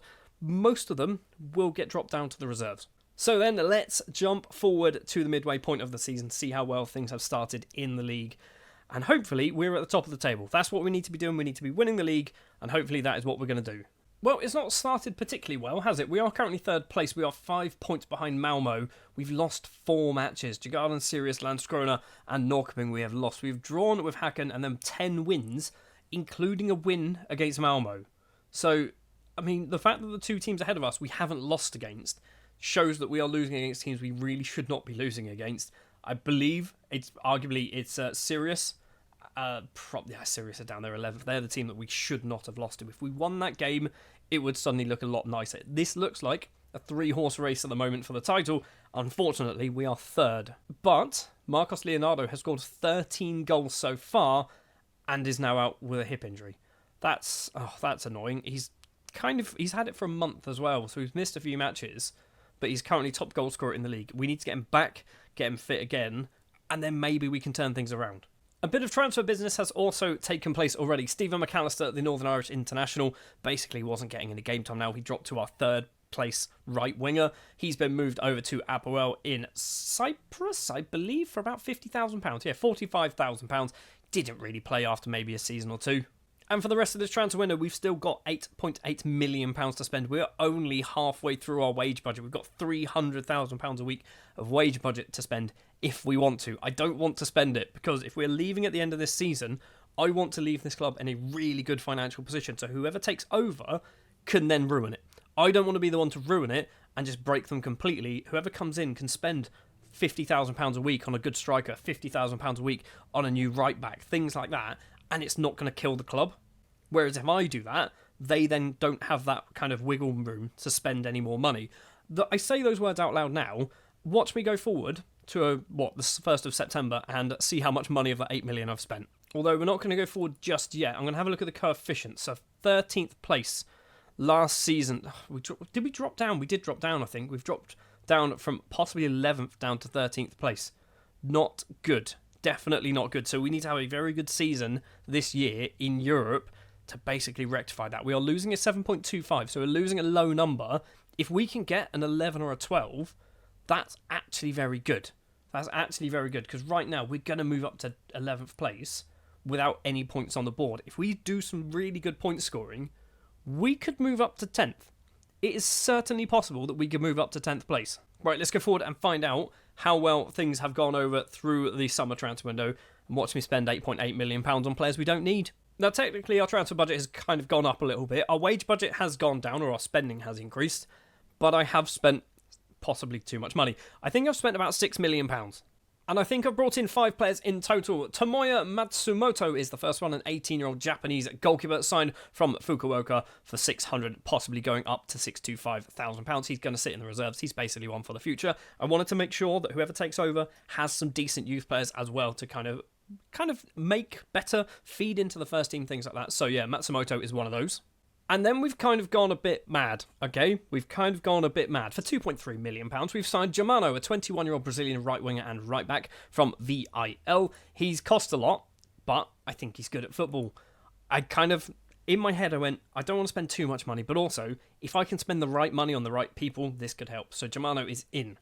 Another player who has joined the club, this time on a free transfer, is Rui Mauricio, a 24-year-old Portuguese midfielder, signed formerly of Gil Vicente. He was out of contract. We've picked him up, and I think he's a very, very good footballer. He's 6'4", so he's a big lad. He's obviously going to sit in that defensive midfield role in our formation, but whoever takes over might need a central midfielder. Mauricio could be perfect for that. We've also spent £3 million on Vladimir Nedeljkovic, who has joined from Partizan. And I think he's very good. He's only 23. He doesn't really fit the formation unless we put him in that attacking midfield role, which arguably, maybe that's where he needs to play. So Nedeljkovic has joined from Partizan, like I said. He's played a fair few matches of football over the last few years. £3 million is good for a 23-year-old Serbian international. We've got one more player. And that is Milos Kerkez, the 28-year-old, or now 28-year-old Hungarian international, real life playing for Bournemouth. In this save, we brought him on a free transfer from Derby County.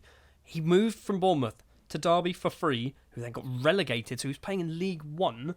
For a player of this quality to play in League One football is ridiculous. The fact that we've managed to bring him into our Helsingborgs side as well is also ridiculous. The problem we have with Kerkez is I've said to him, I think you can see it here, maybe not, I said, I'm going to play you as a left-back. We're not. We're going to be playing you as a right-back. And that's because Costa will be playing as our left-back. We're going to be playing Kerkez as our right-back. I was kind of toying with the idea of maybe Costa plays on the right, but he can't play on the right, whereas Kerkez can actually play on the right. So I think it's probably the right thing to do.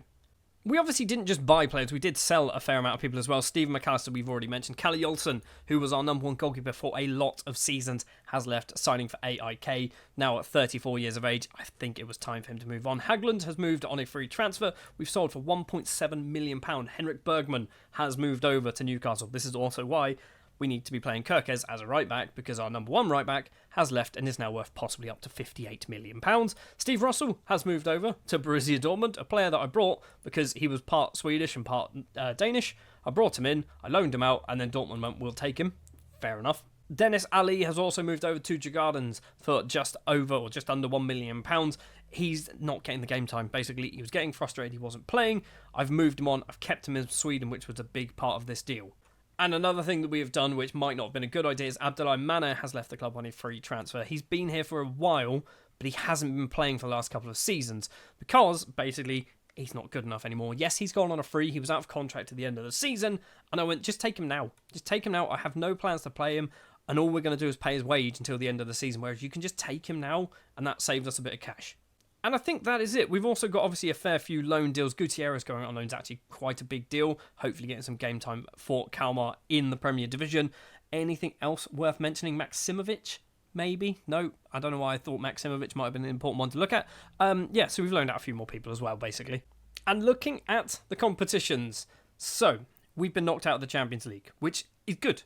We did well as well. We actually managed to get all the way to the playoff and then lost against Hoffenheim. So we beat Fenerbahce 7-3 on aggregate. We beat Celtic 9-1 on aggregate. We did beat them 9-0 at home as well, which was hilarious. I believe that's actually where we started. Yeah, we started off against Celtic, lost the first leg somehow, and then absolutely destroyed them in the second leg. Bergvall with a hat-trick, Mikey Moore also with a hat-trick in this one.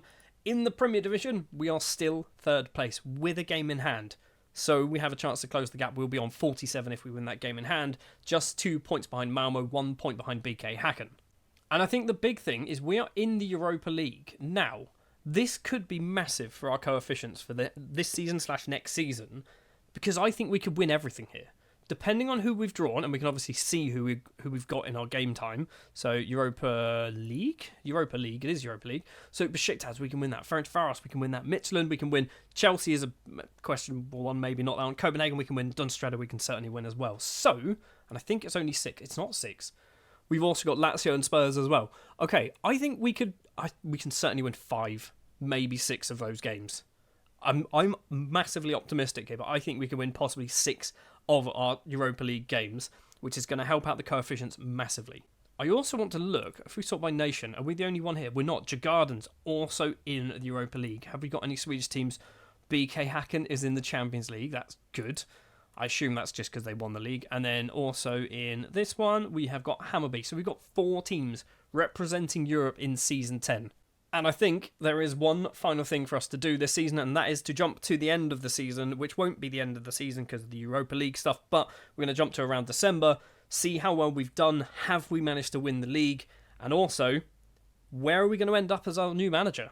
First of all, before we look to see what's happened in the league, in the Europa League, we are top with 6 wins out of 6. We have beaten Dunström, Copenhagen, we beat Chelsea 2-1, we beat FC Midtjylland, we beat Ferencváros and Besiktas. Yes, we didn't keep a clean sheet at all, but we are guaranteed to qualify for the playoffs. We've obviously got 2 more matches to play, which we will not be in charge of, by the way. We're going to resign today, technically, so we're not going to be in charge of those 2 matches. Whoever takes over will have to kind of basically do well, I guess, to see how well things progress in the Europa League for us. I want to have a quick look, actually, in the Champions League. BK Häcken are 22nd, 2 wins, Olympiacos and PSV, and a draw against Slavia Prague. That is good. If we then drop down to the Europa Conference League, who have we got? I should probably remember the name. Is it one team? It's 2 teams, isn't it, in this one? It's not, it's 1 team, and it's Hammarby, and they're down in 29th with just 3 draws. Karabag, Gil Vicente, and Puskas. I think there's actually 2 teams in the Europa League. It's Djurgården's in the 8th. They've got 4 wins as well. They've also beaten Ferencváros and Midtjylland and Lazio, a team that we have also got to play. They've drawn with Spurs, another team that we have to play, and they did lose against Basel, which is fair enough. All in all, this is a good European campaign for Sweden. And it's also a superb end to our time in charge of Helsingborg. We have won the Swedish Premier Division for the 2nd time. Did we just win everything? Did we not drop any points or not lose any matches? So, yeah, we literally drew a couple of matches there in September and then won everything apart from a draw against BK Häcken towards the end. In fact, the last game of the season was a 0-0 draw. If we lost that, we would have finished 2nd. A 0-0 draw won us the league at home. Amazing. So I guess that brings our time in Helsingborg to a close. We're going to very briefly have a look at the overview. So we took in charge here. So in our 10 seasons, we got promoted in the first season, and then we basically just did all right, didn't we? We had a couple of bad seasons, but 2nd place quite consistently. In fact, 1, 2, 3, 4, 5 times out of 9 seasons in the Premier Division, we've finished 2nd place. We've also won the league twice. Should have won it more, shouldn't we? We've also got a new stadium, hopefully on the way. The estimated cost is 44.77 million, with 7.14 million more still needed.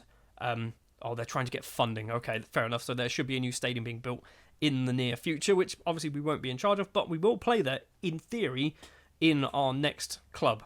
And just having a look, obviously we want to be in charge of arguably a Premier Division side. So if we go to filters, I know we're not going to be doing this at the moment, but if we go to filters, we've got Djurgårdens and we've got Hammarby are struggling. So Hammarby would be good. I'd like Hammarby. Djurgårdens not so much because they're already a pretty decent and established side. Djurgårdens, I feel like, could do with a bit of work. The other option is, however, if Hammarby, let's say, get rid of their manager and we drop down, and then we see here somebody else, maybe from this division, their manager gets promoted. Let's say the Elfsborg manager moves up, or maybe someone else, like the Kalmar manager moves over to Hammarby, or whatever. Something like that could happen, and then that basically opens more opportunities for a different team in the Premier Division. I want to be in the Premier Division. I'm not saying I'm not going to drop down a league, but I want to be in the Premier Division. And I think with that then, we will resign at midnight as well, apparently. We're going to resign. We're going to say, yes, I leave. I want to go. Got no intention of changing my mind. Thank you very much. Incredibly disappointed. You'll be missed. And we are no longer in charge of Hammarby. In fact, we were never in charge of Hammarby. We're no longer in charge of Helsingborgs. Maybe we will be in charge of Hammarby when we go forward to find out who we take over in a second. Let's see who it's going to be. It is the 9th of February 2023, and technically the next season, Season 11, has begun, but we are just going to finish this off here. We are in charge of Mjällby, a team who last season got themselves promoted from the First Division Elite as champions. And basically what I said was likely to happen did happen. So their manager, if we can have a look, find managers, it was Fredrik Samuelsson left. He went to Värnamo. I believe the Värnamo manager went somewhere else. I think he possibly went to Hammarby. He went to Helsingborg. There you go. He took over from me. So Tor Ole Skullerud has moved over to Helsingborg. He took over from me, which meant the Värnamo job was available, which meant the Mjällby manager moved over to Värnamo, and we then stepped in at Mjällby. And whilst we're looking at Skullerud, we will take a look to see how well Helsingborg have done in the Europa League. They lost against Spurs and they drew with Lazio, but they have... Where are they? They finished 4th. Okay, they have finished 4th. Djurgården's finished 12th. So, they are still in the Europa League. Kind of annoying, because I feel like if we were in charge, we could go real far in this competition, but obviously we are not anymore. We're in charge of Mjällby. A Mjällby side, by the way, which is £1 million in debt and does not have a huge amount of wage budget or transfer budget to spend. This is most certainly going to be a rebuild for a couple of years before we can start actually trying to get into Europe consistently and actually making ourselves a team that can challenge for the Swedish Premier Division. What I will say is I'm not committed to being at Mjällby for 10 seasons. This might just be 5 years. I might get them good enough and then jump ship to another team who are kind of closer to where I want to be to help build this nation. So for season 11, we will be in charge of a very broke and a very poor Mjällby, but that is going to do it for our time at Helsingborg.